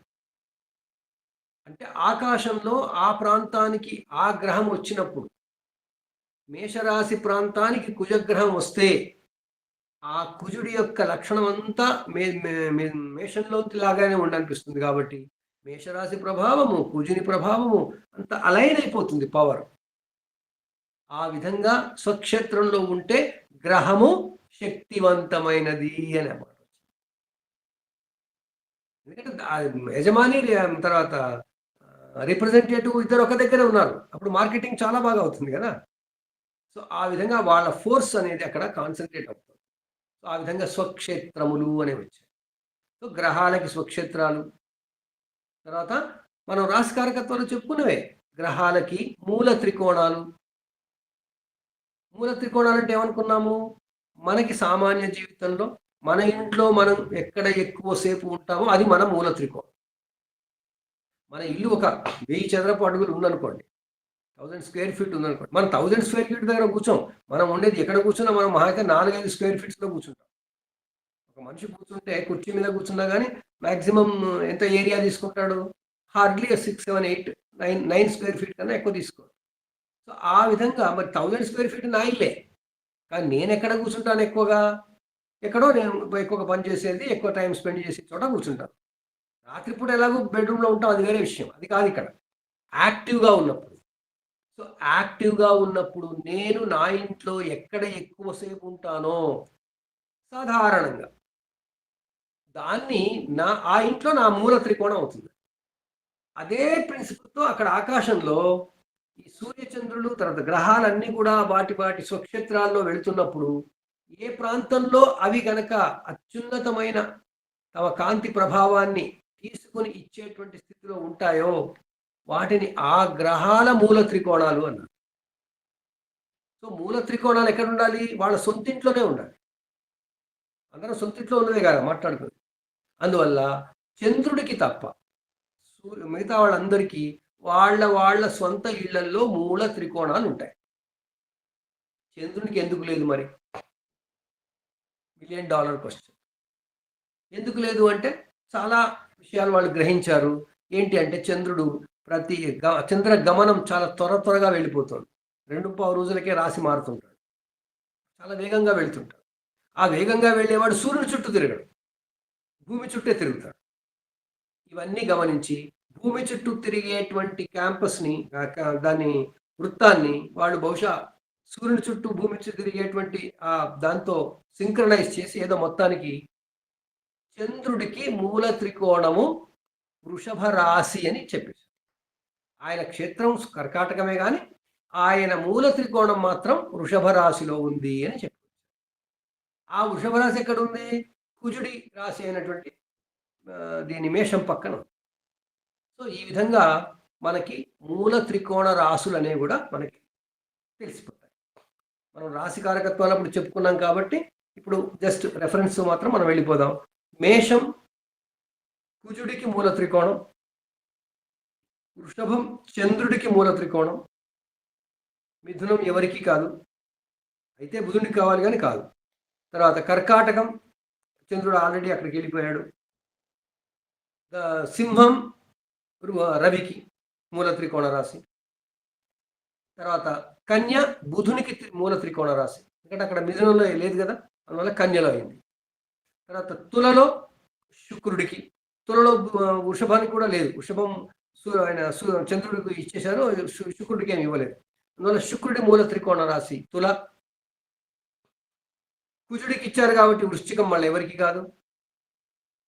ధనుస్సు గురువుకి, మీనం ఇవ్వలేదు, గురువుకి ఇచ్చారు. ఎందుకంటే ఇది దక్షిణ ఆకాశంలో ఉన్నాయి, అవి ఉత్తరాకాశంలో ఉన్నాయి. వాడు ఏదో ప్రిన్సిపల్ పట్టుకున్నంటారు, అది మనం రీసెర్చ్ చేసి ఫైండ్ అవుట్ చేయొచ్చు. సో గురువుకి ధనురాశిలో మూల త్రికోణం. తర్వాత మకరంలో మళ్ళీ శనికి ఏమి ఇవ్వలేదు, కుంభంలో ఇచ్చారు శనికి. అందువల్ల కుంభరాశిలో మూల త్రికోణం శనికి. సో ఈ రాశులు ఏ గ్రహాలకి ఏ రాశులు మూల త్రికోణ రాశులు అంటే సాధారణంగా వాళ్ళ సొంత క్షేత్రాలు అయి ఉండాలి. చంద్రుడికి మాత్రం వృషభం అవుతుంది. సో మనం ఏమనుకోవాలి? రవికి సింహరాశి, చంద్రుడికి వృషభ రాశి, కుజుడికి మేషరాశి, బుధుడికి కన్యారాశి, గురువుకి ధనురాశి, శుక్రుడికి తులారాశి, శనికి కుంభరాశి. సో ఇవి మూల త్రికోణ రాశులయ్యాయి. రాశ్యాధిపత్యము మూల త్రికోణ రాశులు. ఇవి మనం ఇప్పుడు నేర్చుకుందాం. ఒకసారి మళ్ళీ నోట్స్ తీసుకోండి. ఇప్పుడు నేను గ్రహకారకత్వాలకు పంపించే నోట్స్ కూడా చూసుకోండి. మళ్ళీ దాంట్లో కూడా ఇచ్చాను, అది కూడా ఒకసారి చూసుకోండి. సో మనకి గ్రహాలకి స్వక్షేత్రాలు, మూల త్రికోణాలు. మూల త్రికోణాల్లో మళ్ళీ ఏంటి? మూల త్రికోణము అంటే ఏంటి? అంటే ఒక పాయింట్ కాదు, అదొక రేంజ్. 30 డిగ్రీలు ఉండే రాశిలో కొంత భాగమే మూల త్రికోణం. అందువల్ల ఎవరికి ఎంత అనేది మీరు హోంవర్క్గా తెలుసుకోండి, మరొకసారి రాసుకోండి. ఆల్రెడీ తెలుసు, మరొకసారి రాసుకోండి. దాంట్లో ఏముంది? ఉదాహరణకి మనకి కుజుడికి మేషరాశిలో 0 డిగ్రీ నుంచి 12వ డిగ్రీ వరకు మూల త్రికోణము, మూల త్రికోణ ప్రాంతం. అంటే అర్థం ఏంటి? కుజుడు ఎప్పుడు మేషరాశికి వచ్చినా ఆయన తిరిగే క్రమంలో వస్తాడు కదా. రావడం అంటే మేషరాశి ముందుకు వస్తాడు, సౌరమండలంలోనే ఉంటాడు. మన భూమి నుంచి చూస్తున్నప్పుడు ఆయన వెనకాల మేషరాశి కనపడుతుంది మనకు. ఆ టైంలో ఆయన 12 డిగ్రీలు నడిచే వరకు ముందుకు వెళ్ళే వరకు ఏ ప్రాంతంలో ఉంటాడంటాం? స్వక్షేత్రంలో మూల త్రికోణంలో ఉన్నాడు అంటాం. 12 అంటే మళ్ళీ డిగ్రీ నక్షత్రాలకి మార్చుకుంటే ఆయన అశ్విని నక్షత్రంలో ఉన్నప్పుడు ఇంకొక డిగ్రీ అయితే అశ్విని నక్షత్రం దాటేస్తారు. అశ్విని నక్షత్రంలో ఉన్నప్పుడు కుజుడు స్వక్షేత్రంలో ఉంటాడు, మూల త్రికోణంలో. మిగతా గ్రహాలకు మీరు ఇలా ప్రాక్టీస్ చేసుకోండి, రాసుకోండి. ఇంకా ఎప్పుడు మనసు నుంచి పోదు. జ్ఞాపకం అనేది పర్మనెంట్ అయిపోతుంది. పర్మనెంట్ లేదంట హార్డ్ డిస్క్లో సేవింగ్ అంటే పర్మనెంట్ సేవింగ్, పర్మనెంట్ సేవ్ అయిపోతుంది. సో ఈ విధంగా మనకి మూల త్రికోణ ప్రాంతము, మూల త్రికోణ రాశి మనకి డిసైడ్ అయిపోయింది. దాని తర్వాత ఏమన్నా మనం గ్రహాలకి ఉచ్చ నీచ క్షేత్రాలు అన్నాం. అంటే ఏంటి? ఈ గ్రహాలు సౌరమండలంలో సూర్యుని చుట్టూ తిరుగుతున్నప్పుడు ఎప్పుడు కూడా సమతలంలో తిరగవు. ఎందుకు తిరగవు? ఎప్పుడైనా వేగము ఎక్కువైతే, వేగంగా వేగంగా వెళుతుంటే ఏ వస్తువు చుట్టూ తిరుగుతున్నప్పుడైనా సమతలంలో వెళ్ళదు. ఎలా వెళుతుంది మరి? ఒక్కసారి అందరూ ఎప్పుడోసారి చూసే ఉంటారు. ఈ చిన్న పిల్లలు రైల్వే స్టేషన్లు, బస్ స్టేషన్లలో నడుముకి ఒక ఐరన్ రింగ్ వేసుకుని తిప్పుతుంటారు, నడుముని తిప్పుతుంటారు. అప్పుడు మీరు గమనించండి, ఆ తిరిగే రింగ్ ఎప్పుడు ఇలా తిరగదు, ఇలా తిరుగుతుంది, పైకి కింద. అలాగే సర్కస్లో మోటార్ సైకిల్ వాడు ఆ బావిలో తిప్పుతాడు. మోటార్ సైకిల్ వాడు ఒకే తలంలో తిప్పడు, ఇలా కిందకి వెళ్తాడు, పైకి వస్తాడు, కిందకి వెళ్తాడు, పైకి వస్తాడు, పైకి వెళ్తాడు, కిందకి వస్తాడు. అంటే అతి వేగంగా తిరిగే ఏదైనా సమతలంలో తిరగదు. ఒకవైపు పైకి వెళ్తుంది, ఒకవైపు కిందికి వెళ్తుంది. ఒకవైపు పైకి ఒకవైపు కిందికి. అలా వెళుతున్నప్పుడు మరి ఈ గ్రహాలన్నీ మహావేగంతో తిరుగుతున్నాయి. అవి జ్యోతిష్సులు, సూర్యుడి చుట్టూ తిరుగుతున్నాయి, 360 డిగ్రీలో తిరుగుతున్నాయి.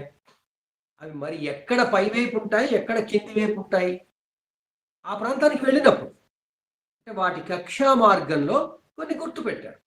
ఇక్కడికి వెళ్తే పై దాకా వెళ్ళినట్టు, ఇక్కడికి వస్తే కింద దాకా వెళ్ళినట్టు అని. ఈ పై దాకా వెళ్ళినట్టు అనే దాన్ని ఉచ్చ అన్నారు, కింద దాకా వెళ్ళేదాన్ని నీచ అన్నారు. ఆ ఉచ్చ నీచ పదాల అర్థం కేవలం పైన, కింద, అతి కింద, లేదా ఇంగ్లీష్లో అయితే జెనిత్ అండ్ నాడీర్ అంటారు. టాప్ బాటం అనొచ్చు. టాప్ టు బాటం అంటే మనం టాప్ అండ్ బాటం. అది ఏ గ్రహానికి ఏ రాశిలో ఉంది మరి అదొక మనం చెప్పారు. దానికి స్వక్షేత్రాలతో సంబంధం లేదు. మూల త్రికోణము స్వక్షేత్రానికే సంబంధం ఉంది. ఉచ్చ నీచలకి స్వక్షేత్రంతో సంబంధం లేదు. అందువల్ల ఉచ్చ నీచలు ఎవరెవరికి ఎక్కడ ఉన్నాయంటే సూర్యుడికి ఉచ్చ మేష రాశిలో 10వ డిగ్రీ అన్నారు. 10వ డిగ్రీ ఏంటంటే అబ్సల్యూట్, పరమోచ్చ అన్నారు. సో పరమోచ్చ సూర్యుడికి ఎక్కడ అంటే అశ్విని నక్షత్రంలో 10వ డిగ్రీ దగ్గర అన్నారు. ఆ 10వ డిగ్రీ అంటే మళ్ళీ ఏ నక్షత్రం అవుతుంది, ఏ పాదం అవుతుందో మనం లెక్క పెట్టుకోవచ్చు. సో సూర్యుడికి మేషరాశిలో 10వ డిగ్రీ పరమ ఉచ్చ. మేషరాశిలో ఉంది కాబట్టి మేషరాశిని ఉచ్చ రాశి అంటాం. ఆ పార్ట్ అంతా ఉచ్చ రాశి. దాని తర్వాత వృషభంలో చంద్రుడికి ఉచ్చ. అది సొంతమా ఎవరి ఇల్లు అనేది వేరే విషయం పక్కన పెట్టండి. అక్కడ ఉచ్చ అవుతాడు. అంటే ఆయన ఆర్బిట్లో, చంద్రుడి ఆర్బిట్లో తిరుగుతున్నప్పుడు భూమి చుట్టే తిరుగుతుంటాడు. అప్పుడు ఆయన వెనుక వృషభ రాశి కనపడ్డప్పుడు అత్యంత వెలుగుతో ఉంటాడు. ఆ నుంచి వచ్చే వెలుగు చాలా ఎక్కువగా మనకు ఉంటుంది. ఆ వృశ్చిక రాశిలోకి వచ్చేసరికి వచ్చే వెలుగు మనకి వస్తూ ఉంటుంది, అదే వెలుగు వస్తుంది. వృశ్చిక రాశిలో వచ్చే పూర్ణిమ నాడైనా, మేషరాశిలో వచ్చే పూర్ణిమ, అది వృషభ రాశిలో వచ్చే పూర్ణిమ నాడైనా చంద్రుడు అలాగే వెలుగుతాడు. కానీ మనకి దూరం కొంచెం దగ్గరగా ఉండే అవకాశాలు ఉంటాయి. ఎప్పుడైనా గ్రహము ఉచ్చకు వచ్చింది అంటే భూమికి దగ్గరగా వచ్చింది అని అర్థం. ఇప్పుడు వస్తుంది కదా యూట్యూబ్లో, గురువు అతి దగ్గరికి రాబోతున్నాడు అని. మరి వస్తాడుగా మకర రాశి, కర్కాటక రాశికి వస్తున్నాడుగా, ఉచ్చకు వస్తున్నాడు. అప్పుడు భూమికి దగ్గరగా వస్తాడు. సాధారణంగా ఏ గ్రహమైనా భూగోళానికి దగ్గరగా వచ్చినప్పుడు అది ఉచ్చలో ఉంది అంటాం, ఉచ్చ రాశిలో ఉంది అంటాం. ఇది తంబ్రూల్గా పెట్టుకోండి. ఇది ఇక్కడ పుస్తకాల్లో ఏమి రాసి లేదు, కానీ మనం ఆస్ట్రానమీని దీన్ని కలుపుకొని చూసినప్పుడు అర్థం చేసుకోవాలి. సో మనకి సూర్యుడికి మేషరాశిలో ఉచ్చ, అది 10వ డిగ్రీ దగ్గర. చంద్రుడికి 3వ డిగ్రీ దగ్గర వృషభ రాశిలో ఉచ్చ. తర్వాత కర్కాటకంలో గురువుకి 5 డిగ్రీల దగ్గర ఉచ్చ, పరమోచ్చ. కర్కాటక రాశి ఉచ్చ రాశి 5 డిగ్రీలు పరమోచ్చ. తర్వాత సింహంలో ఎవరు లేరు. కన్యలో బుధునికి 15వ డిగ్రీ దగ్గర ఉచ్చ. స్వక్షేత్రము, ఉచ్చక్షేత్రము ఆయనకి. మూల త్రికోణం కూడా అక్కడ. బుధుడు కన్యారాశి. శుక్రుడికి మన తులారాశిలో శని ఉచ్చ. మేషరాశిలో సూర్యుడు ఉచ్చ, తులారాశిలో శని ఉచ్చ. ఎందుకు? శని దగ్గర నుంచి సూర్యుడి దగ్గర నుంచి ఆయన చివరికి ఉన్నాడు. ఆయన ఎదురుగుండా ఎక్కడెక్కడో ఉన్నాడు. ఈయన హైగా వెళ్ళినప్పుడు ఆయన లోగా ఉంటాడు, ఆయన హైగా వచ్చినప్పుడు ఈయన లోగా ఉంటాడు. సో ఆ విధంగా వీళ్ళిద్దరికీ మేష తులలు రవి శనులకి పరస్పరం ఉచ్చ నీచ రాశులు. తర్వాత శని తర్వాత వృశ్చికంలో చంద్రుడికి నీచ.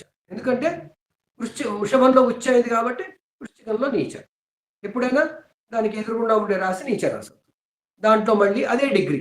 అక్కడ 3 డిగ్రీల ఉచ్చ అయితే ఇక్కడ 3 డిగ్రీల వృశ్చికంలో నీచ. పరమ నీచ. అతి కాదు, పరమ అంటారు. అబ్సల్యూట్ అంటారు. అబ్సల్యూట్ ఏమంటాం దాన్ని ఏంది, ఎగ్జాల్టేషన్ అంటాం, దీన్ని డెబిలిటేషన్ అంటాం.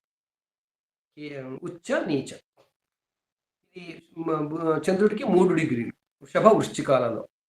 తర్వాత ధనుస్సులో ఏం లేదు. మకరంలో కుజుడికి ఉచ్చ అంటే కర్కాటకంలో నీచ. గురువుకి కర్కాటకంలో మకరంలో నీచ. సో ఆ విధంగా వీళ్ళిద్దరికి గురు కుజులకి పరస్పరం ఉచ్చ నీచ క్షేత్రాలు ఉంటాయి. ఇవి కర్కాటక మకరాలు. బుధుడికి కన్యారాశి ఉచ్చరాశి, శుక్రుడికి మీనరాశి. సో బుధ శుక్రులకి మళ్ళీ పరస్పరం ఉచ్చ నీచ రాశులు వేరువేరుగా ఉంటాయి, పరస్పరంగా ఉంటాయి. ఆయనకి ఉచ్చేది ఈయనకి నీచ, ఈయనకి ఉచ్చేది ఈయనకి నీచ అయితే ఆయనకి ఉచ్చ. సో ఆ విధంగా మనకి శనికి కుంభరాశిలో వచ్చారు. కుంభరాశిలో ఆయన శనికి తులారాశిలో వచ్చారు. కుంభరాశిలో మూల త్రికోణం, అది కాదు. తర్వాత కుంభరాశిలో కూడా ఎవరు ఉచ్చలేరు. మకరంలో మాత్రమే ఉచ్చ, గురువు ఉచ్చ. అది గురువు గారు కుజుడు ఉచ్చ, గురువుకి నీచ. తర్వాత మీనరాశిలో శుక్రుడు ఉచ్చ, అది బుధుడికి నీచ. బుధుడికి 15వ డిగ్రీ దగ్గర నీచ, అక్కడ కూడా 15వ డిగ్రీ దగ్గర పరమ నీచ. శుక్రుడికి అక్కడ 28వ డిగ్రీ దగ్గర పరమ ఉచ్చ.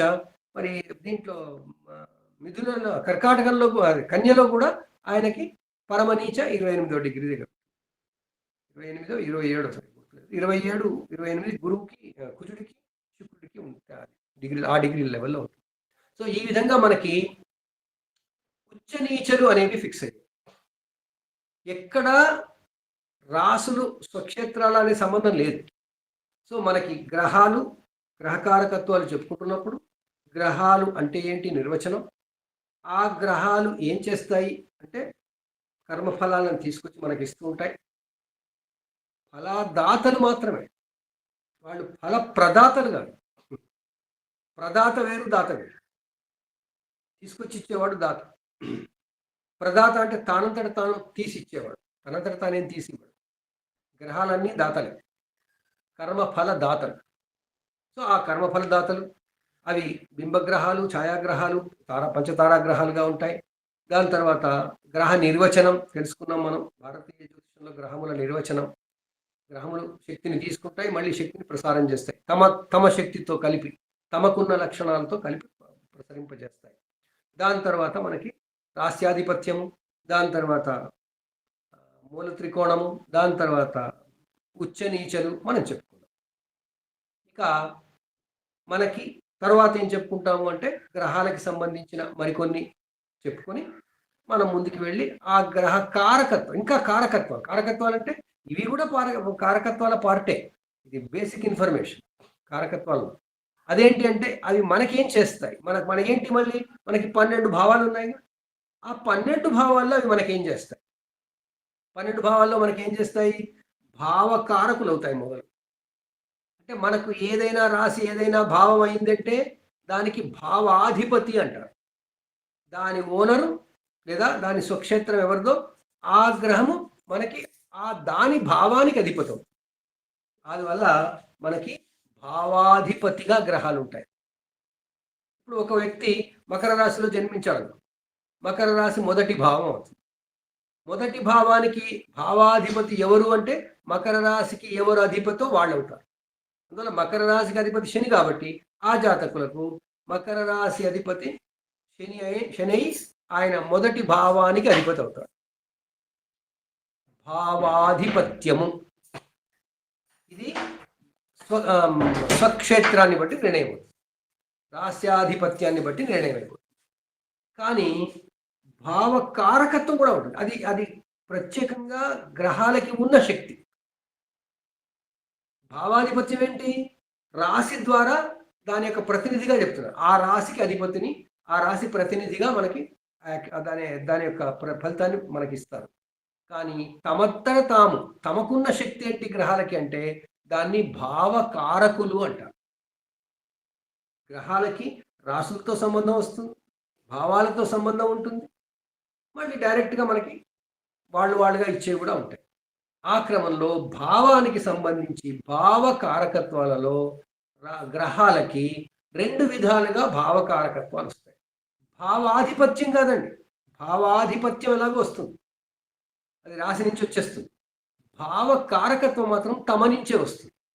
ఆ తమ నుంచి వచ్చేది స్థిరంగా ఉండొచ్చు, చరమైంది కావచ్చు. ఆ స్థిరమైన కారకత్వాన్ని మన పరాశరుల వారు స్థిరకారకులు అన్నారు. జైమిని పద్ధతిలో చరకారకులు అని ఉంటారు. అంటే గ్రహము భావము అదే చేసుకుంటుంది, కానీ ఆ నిర్ణయం అవ్వడానికి దాని యొక్క గ్రహస్ఫుటం ఆధారంగా చేస్తారు. ఒక రాశిలో గ్రహం ఎంత దూరంలో ఏ డిగ్రీలో ఉంది దాన్ని బట్టి ఆ జాతకంలో అన్ని గ్రహాలను బట్టి ఏది ఒక రాశిలో అతి పెద్ద స్ఫుటంతో ఉంటుందో, అంటే 30లో 25, 26, 27 అట్లా ఉంటే ఏది ఎక్కువ ఉంటే అది ఆత్మకారకుడు అవుతారు. ఎవరైనా కావచ్చు, సూర్యుడు కావచ్చు, చంద్రుడు కావచ్చు, రాహు కావచ్చు, కేతు కావచ్చు, ఎవరైనా కావచ్చు. కానీ పరాశర పద్ధతిలో స్థిరకారకులు అనే చోట స్థిర భావకారకులు అక్కడ ఎవరవుతారు? 1వ భావానికి రవి మాత్రమే, 2వ భావానికి గురువు, తర్వాత బుధుడు ఇద్దరు అవ్వచ్చు. ఎందుకు? మనం భావకారకత్వంలో చెప్పుకోం. దాని తర్వాత 3వ భావానికి కుజుడు, బుధుడు, 4వ భావానికి చంద్రుడు, శుక్రుడు, 5వ భావానికి గురువు, 6వ భావానికి శని, కుజ, బుధ, 7వ భావానికి శుక్ర, 8వ భావానికి శని, 9వ భావానికి గురు, తర్వాత రవి, 10వ భావానికి రవి, కుజ, శని ఉండాలి. వీళ్ళు లేకపోతే కాదు కదా. అందువల్ల రవి, కుజ, శనులు వీళ్ళు 10వ భావకారకులు, సహజగా భావకారకులు. వాళ్ళకి బై డిజిగ్నేషన్ అనమాట, బై ఏమంటుంది దాన్ని, బై అపాయింట్మెంటే అది. వాళ్ళు 11కి వచ్చే వరకు గురువు, 12కి వచ్చే వరకు శని. సో ఈ విధంగా వీళ్ళని స్థిర భావకారకులు అంటాం. సో గ్రహాలకి స్థిరభావ కారకత్వం చెప్పుకున్నాం. చరభావ కారకత్వాలు ఏంటి అంటే ఆ గ్రహం యొక్క లాంగిట్యూడ్ అంటే స్ఫుటం, అతి పొడుగ్గా ఉన్నది ఆత్మకారకుడు అవుతాడు. ఆత్మకారకుడు అంటే 1వ భావానికి. అక్కడ జైమినిలో 7 కారకత్వాలు మాత్రమే ఇచ్చారు. మిగతావి మనం డిరైవ్ కావాలి, అది వాటిని మళ్ళీ అడ్జస్ట్ చేసుకొని మనం దీనికి ఈ కారకుడు అని చెప్పుకోవాలి. అది మనం ఇప్పుడు జైమిని చెప్పుకోవట్లేదు కాబట్టి అదంత కాలేదు. కానీ మనకి తెలియాల్సింది ఏంటంటే భావకారకులు, గ్రహాలు భావకారకులుగా స్థిరభావకారకులుగా ఉండొచ్చు, చరభావకారకులుగా ఉండొచ్చు, పద్ధతులను బట్టి. స్థిరభావకారకుడు భావాధిపత్యం వేరే రావచ్చు. మళ్ళీ ఇప్పుడు నేనేం చెప్పాను, మకర రాశిలో కనుక జన్మలగ్నం అయితే మకర రాశి అధిపతి శని మొదటి భావానికి అధిపతి, కానీ మొదటి భావానికి స్థిర సహజ భావకారకుడు ఎవరు అంటే రవి. అందువల్ల ఆ జాతకుడికి మొదటి భావం చెక్ చేస్తున్నప్పుడు, మొదటి భావాన్ని అసెస్మెంట్ చేస్తున్నప్పుడు మనం ఏం చేయాలి? రవి ఎక్కడ ఉన్నాడో కూడా చూడాలి, శని ఎక్కడ ఉన్నాడో కూడా చూడాలి. అదే జైమినిలో అయితే ఎవరికి ఈ ఆత్మకారకత్వం వచ్చిందో, ఒకటో భావం కారకత్వం వచ్చిందో ఆ గ్రహం చూడాలి, శనిని చూడాలి. శని భావాధిపతి కదా. సో భావాధిపతి, భావకారకుడు, ఈ రెండు వేరు వేరు పదాలు. భావాధిపత్యము డైనమిక్, మారిపోతుంది. లగ్నం మారితే అదన్నీ మారుతుంది. భావకారకత్వం మారదు. ఏ భావమైనా ఆ భావానికే వీళ్ళు అటాచ్ అయి ఉంటారు. సో ఆ విధంగా మనం స్థిర భావకారకులు, చరభావకారకుల గురించి కూడా చెప్పుకుందాం. సో ఈరోజు ఇక్కడితో ఆపుకుందాం. మళ్ళీ నేను దీనికి 3 పాఠాలుగా చెప్పుకొచ్చాను. అందువల్ల 3 భాగాలుగా మనం చెప్పుకుందాం. వీలున్నంతగా లోతుగా చెప్పుకుందాం. ఎందుకంటే గ్రహాల కారకత్వాలు అయిపోయాయి అంటే ఇక మనం ప్రాథమిక బాలశిక్షలో కాస్త మనకి బాలశిక్ష అంటే 5 ప్రైమరీ స్కూల్ అంటాం కదా. ప్రైమరీ స్కూల్లో 1, 2, 3, 4, 5 తరగతులు కదా. సో మనం 3 తరగతులు కంప్లీట్ చేసినట్టు అవుతుంది. 3rd క్లాస్ అయిపోతుంది. So 4th class, 5th class తర్వాత ముందుకెళ్తాం. సో ఆ విధంగా మనం ఈ గ్రహ కారకత్వాల పాఠంలో, మొదటి పాఠంలో ఈరోజు మనం గ్రహములు, గ్రహముల నిర్వచనము, గ్రహముల వర్గీకరణ, తర్వాత గ్రహముల వేగము, గమనము, తర్వాత గ్రహముల స్వక్షేత్రాలు, ఉచ్చక్షేత్రాలు, నీచక్షేత్రాలు, మూల త్రికోణాలు, రాస్యాధిపత్యము తెలుసుకున్నాం. నక్షత్రాధిపత్యం చెప్పుకొని ముగిద్దాం, ఎందుకంటే అది సంబంధం దీంతో ఉంటుంది కాబట్టి. నక్షత్రాధిపత్యానికి ఏం చెప్పారు? ఇది కూడా ఎప్పటి నుంచి ఏ కాలంలో ఏ నక్షత్రానికి అధిపతి ఉందో మనకు తెలియదు. మనకు తెలిసినంత వరకు మన శాస్త్ర గ్రంథాలలో కృత్తికా నక్షత్రం నుంచి మొదలు పెట్టారు లెక్క.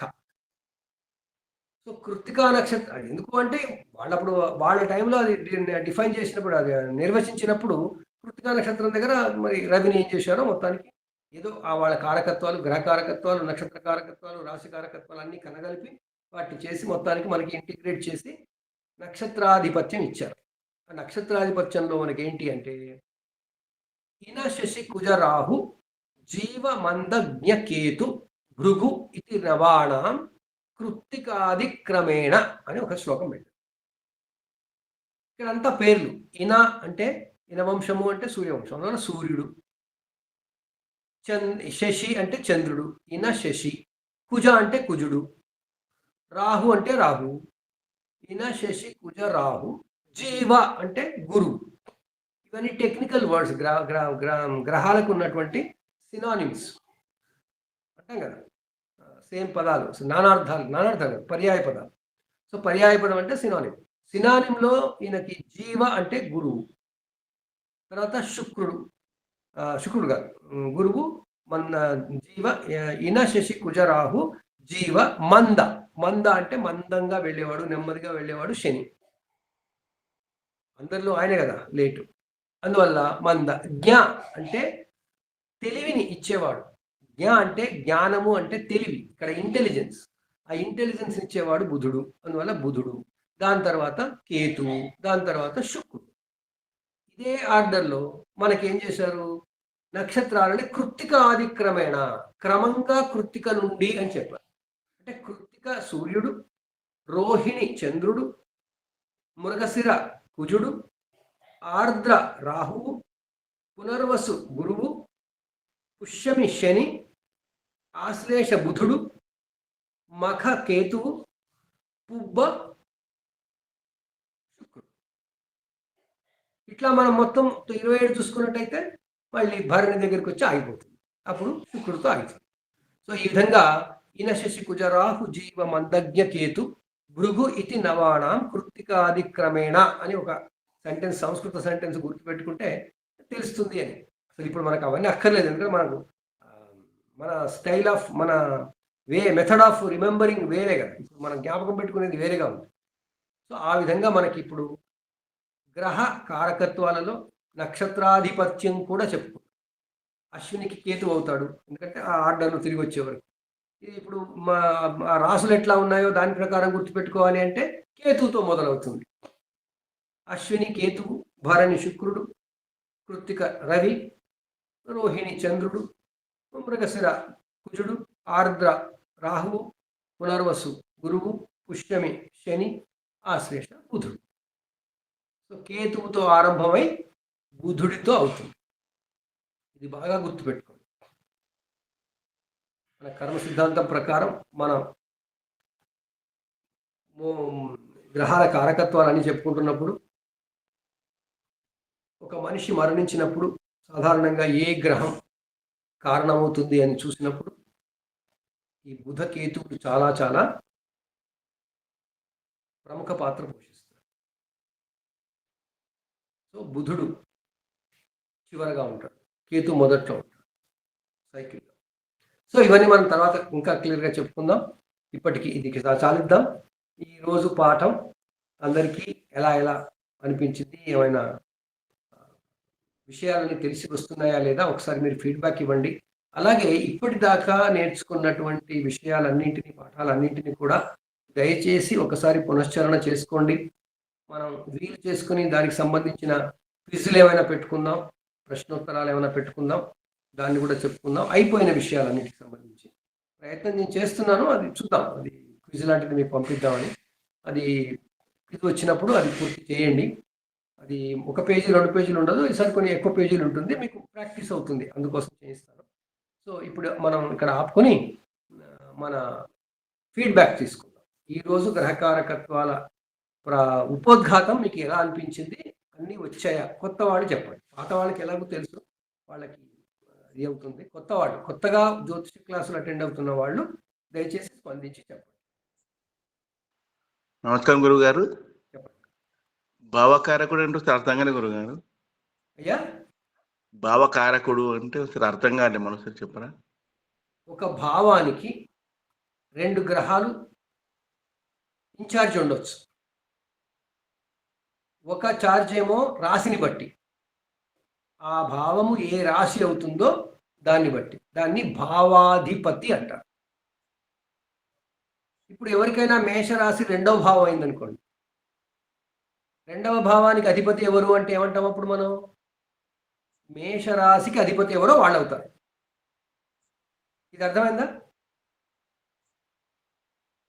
ఈ పాయింట్ అర్థం గురుగారు. అలాగే మన ఋషులు ఏం చేశారంటే, ఇది ఆ గ్రహము కుజుడికి 2వ భావానికి అధిపతి కావడానికి ఏంటి కారణం? మేషరాశి అయింది కాబట్టి. అదే వృషభ రాశి అయితే శుక్రుడు అవుతాడు. భావాధిపత్యము లగ్నము రాశిని బట్టి వస్తుంది. కానీ ఋషులు ఏమన్నారు? ఆ గ్రహాలు ఆ ఏజెంట్గా, ఆ ప్రతినిధిగా ఆ రాశికి, ఆ భావానికి చేసినా ప్రతి గ్రహానికి ఒక్కొక్క భావానికి అవి ఇండివిజువల్గా కూడా కాంట్రిబ్యూట్ చేస్తాయి. అది ఫిక్స్డ్. ఆ ఇండివిజువల్గా కాంట్రిబ్యూట్ చేసే శక్తి ఏదైతే ఉందో దాన్ని కారకుడు అనే పేరుతో పిలుస్తాం. సహజ భావకారకుడు అంటాం. టెర్మినాలజీ ఏంటంటే సహజ భావకారకుడు, న్యాచురల్ సిగ్నిఫికేటర్ అంట భావానికి. Natural house significator, natural significator, భావకారకుడు, సహజ భావకారకుడు అంటాం. అక్కడేంటి? రాశి ఏదైనా కానీ ఆ భావానికి, ఆ నెంబర్ భావానికి మాత్రం ఆ గ్రహం తప్పకుండా ఉంటుంది. 1కి సూర్యుడు. ఇప్పుడు మకర రాశిలో ఎవరైనా పుడితే 1 అధిపతి ఎవరు? శని. శని భావాధిపతి అవుతాడు, తనూభావ అధిపతి అవుతాడు. కానీ సూర్యుడు ఎవరు? తనూభావ కారకుడు అవుతాడు. సో మకర రాశిలో ఎవరిదైనా జాతకం ఉంటే, మకర రాశిలో పుట్టి ఉంటే, వాళ్ళ మొదటి భావం గురించి మనం అనలైజ్ చేస్తుంటే మనం ఏం చేయాలి? భావాధిపతిని చూడాలి, భావకారకుడిని కూడా చూడాలి. ఇప్పుడు అర్థమైందా? భావకారకుడు అర్థమైంది గురువు గారు. ఇంకా నమస్కారం గురువు గారు. చెప్పండి. ఇప్పుడు ఏ గ్రహం అయినా ఉచ్చలో ఉన్నప్పుడు అది భూమికి దగ్గరగా ఉంటుంది అని చెప్పారు. అది నీచలో ఉన్నప్పుడు అంటే అది మాక్సిమం డిస్టెన్స్ దూరంగా ఉంటుంది అంటారు. దూరంగా ఉంటుంది చెప్పాను. మనం తెలుసుకోవాలి మళ్ళీ. అవును. తర్వాత ఇప్పుడు ఒక రాశిలోను ఆత్మకారకుడు ఏ గ్రహం అవుతుందని చెప్పినప్పుడు ఎక్కువ స్ఫుటము ఉండటము అని చెప్పారండి. అంటే అది ఆ ఆ రాశిలో అది ఎక్కువ డిగ్రీలు ఆక్యుపై చేయటం అన్నా లేకపోతే చివరన ఎక్కువ డిగ్రీ ఆగిపోయాం కాదు, ఎక్కువ డిగ్రీ దగ్గర ఉండడం.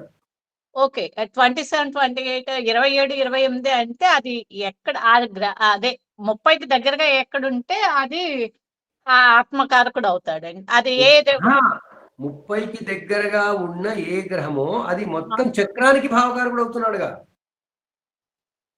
ఆ భావానికని కాదు. ఆ! ఏ గ్రహం అయితే కుండలిలో అత్యంత పొడవాటి నెంబర్ ఉన్న డిగ్రీలో ఉంటుందో ఆ! అది ఆ జాతకానికి ఆత్మకారకుడు అవుతుంది. అదే అర్థం కాలేదు గురుగారు. అంటే ఇప్పుడు ఫస్ట్ 30 మీరు అర్థం చేసుకోవాల్సింది ఏంటంటే, గ్రహాలకి భావ కారకత్వం ఇచ్చినప్పుడు ఆ! భావ ఆధిపత్యం కాదు, ఆ! భావ కారకత్వం ఇచ్చినప్పుడు అవును. రెండు విధాలుగా ఉంటాయి. ఒకటి స్థిరము, ఒకటి చరము. అవును. స్థిరములో ఏంటి అంటే 1వ భావానికి సూర్యుడు స్థిరం. అవును. జైమిని పద్ధతిలో ఆ! 1వ భావానికి ఎవరు కారకులవుతారు అంటే, ఆ! ఆ జాతకంలో ఆ! ఎవరు ఏదైనా రాశిలో అత్యంత పొడవు డిగ్రీ దగ్గర ఉన్నారో వాళ్ళు అవుతారు. ఆ ఓకే. జాతకంలో ఫర్ ఎగ్జాంపుల్ ఆ! చంద్రుడు 28 డిగ్రీలో ఉన్నాడు అనుకోండి, ఏదో రాశిలో. ఓకే. ఆ! ఆ! ఆ! అర్థమైందండి. శుక్రుడు 29లో ఉన్నాడు అనుకోండి, ఆ! అప్పుడు శుక్రుడు శుక్రుడు అవుతాడు. ఆత్మకారకుడు అవుతారు. ఆ! అర్థమైందండి. ఇప్పుడు అర్థమైంది. అది అంటే మొదటి భావంలోనే అని కాదు. ఏ భావంలో ఉన్నా which is near to the end of that చక్రం మొత్తంలో అది క్షమించండి, ఇంగ్లీష్ వచ్చేస్తుంది. అదే రాశికి చివరి దగ్గర ఎక్కడున్నదో ఎక్కువ నంబర్ డిగ్రీలో ఉందో అది ఆత్మకారకుడు అవుతాడు. ఏ భావంలో ఉన్నా సరే. ఈ భావన. ఓకేనండి. అర్థమైంది గురువుగారు. అక్కడ ఇప్పుడు కూడా మళ్ళీ అర్థమైంది. భావాధిపతులు ఉంటారు. అది ప్రతి భావానికి అధిపతులు ఉంటారండి. అది కంపల్సరీ ఏ కదా! పద్ధతిలోనైనా ఉంటారు. ఓకేనండి. సరే. కారకులు మాత్రం జైమినిలో చరకారకులు, పరాశరలో స్థిరకారకులు. స్థిర కారకులు. మనం జైమిని అర్థమైందండి. నేర్చుకోవట్లేదు కాబట్టి దాని గురించి ఆలోచించకండి. ఉన్నారని అంటే చెప్పాను. ఇప్పుడు అంటే మనం అంటే ఇప్పుడు ఉన్నారని తెలియాలి. అలాగేనండి. అంటే ఇప్పుడు మనం ఏ జాతకాన్నైనా కనుక విశ్లేషించేటప్పుడు ఈ స్థిర, చర కారకులు ఇద్దరిని చూడాలంటారా? అవసరం లేదు. అవసరం లేదు. జెమినీ వైపు వెళ్ళినప్పుడు చూసుకోవాలి. అలాగే. అలాగే. అలాగే. నమస్కారం. ఇంకా కారకత్వాలు, గ్రహ కారకత్వాలు, భావ కారకత్వాలు, రాశి కారకత్వాలు. Any questions?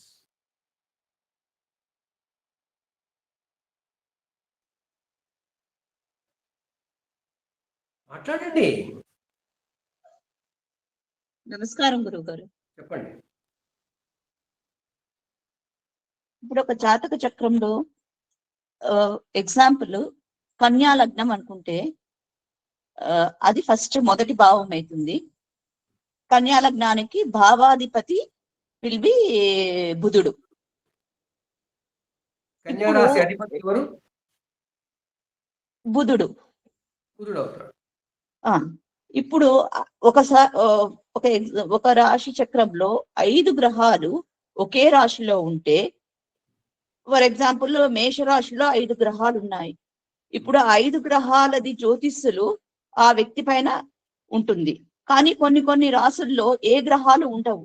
కానీ ఆ రాసుల కాంతి జ్యోతిష్యుల ప్రభావం ఆ వ్యక్తి పైన ఉంటుందా? ఇప్పుడు గ్రహాలు ఆ రాశి ప్రభావం చూడడానికి మనం ఎవరిని అపాయింట్ చేశాము? సారీ, ప్రతి రాశికి ఒక గ్రహాన్ని అపాయింట్ చేశాం కదా అధిపతిగా. కరెక్ట్. చేశామా లేదా? అవును. సో ఏ రాశిలో గ్రహం లేకపోయినా లేదా గ్రహం ఉన్నా ఆ రాశి అధిపతే దానికి భావాధిపతి అవుతాడు. ఆ రాశి ఇవ్వవలసిన కాంతులన్నీ ఆయన ఎక్కడున్నా ఇస్తాడు. రాశిలో లేడు కదా, ఏం మనకెవరు లేరు, అది ఖాళీగా ఏం లేదు అక్కడ. రాసాధిపతి వేరే రాశిలో ఉన్నా కూడా ఆయన ఇచ్చేది ఆయన ఏజెంట్ కదమ్మా, ఇన్ చార్జ్ ఆఫ్ దట్ రాశి కదా. కరెక్ట్. ఆయన ఇవ్వాలి కదా, ఆ ఎఫెక్ట్ ఎక్కడున్నా ఇవ్వాలి. ఓకే. ఆ ఇచ్చే పద్ధతిలో, ఇచ్చే విధానంలో మార్పు రావచ్చు. ఎందుకంటే ఆయన ఉన్న చోటు కూడా చూసుకోవాలి కదా. అక్కడ మీకు కాంప్లికేషన్ వస్తుంటుంది. ఇప్పుడు ఈ ఎగ్జాంపుల్ లో గురువు గారు కన్యా లగ్నంలో బుధ గ్రహము రాశాధిపతి అయినప్పుడు అక్కడుండే భావకారకుడు ఎవరైతారు గురువు గారు? కన్ఫ్యూజ్ అయ్యి. అది నెంబర్ ఎంత అది దాని నెంబర్ ఎంత? భావం నెంబర్ ఎంత? 1 ఫస్ట్. 1 కాబట్టి సూర్యుడు. ఇప్పుడు సూర్యుడు ఎక్కడున్నారో కూడా మనము పరిశీలించాలి. భావకారకుడు. ఓకే. తను భావకారకుడు సూర్యుడు. ఓకే. భావాధిపతి బుధుడు. కరెక్ట్. వాళ్ళిద్దరు అక్కడ లేకపోవచ్చు. అర్థమైంది. అవును, కరెక్ట్. ధన్యవాదాలు. అంటే గురుగారు ఇప్పుడు ఆ బుధుడు సూర్యుడు ఎక్కడున్నాడు, ఎక్కడ ఆ లగ్నం నుంచి ఎంత దూరంలో ఏ రాశుల్లో ఉన్నారో చూసి ఆ రెండింటికి సంబంధం కూడా చూడాలండి. అక్కడి నుంచి అది అవన్నీ మనం చెప్పుకోవట్లేదు. మనం ఫస్ట్ ఆఫ్ ఆల్ ఆ కన్యా రాశి ప్రభావం ఎవరిస్తారు అనేది మాత్రం ఆలోచిస్తుంది. అలాగేనండి. అలాగే గురువు. దూకొద్దు అన్ని టక బఫే సిస్టమ్ పెడితే అన్ని తినేద్దాం అనుకోం కదా, నెమ్మదిగా తిందాం. ఇంకా ప్రశ్నలే లేవా? నేను చెప్పింది పూర్తిగా అర్థమే కాలేదా?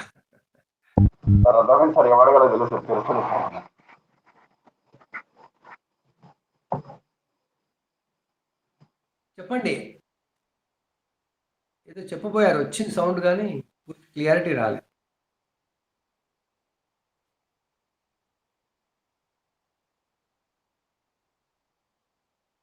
సో మనం బహుశా డౌట్స్ అన్ని తక్కువనే ఉన్నట్టుంది, ఎక్కువ లేనట్టుంది. ముందు తీసుకుందాం. ఈరోజుకి ముగించుకుందాం. స్వస్తి.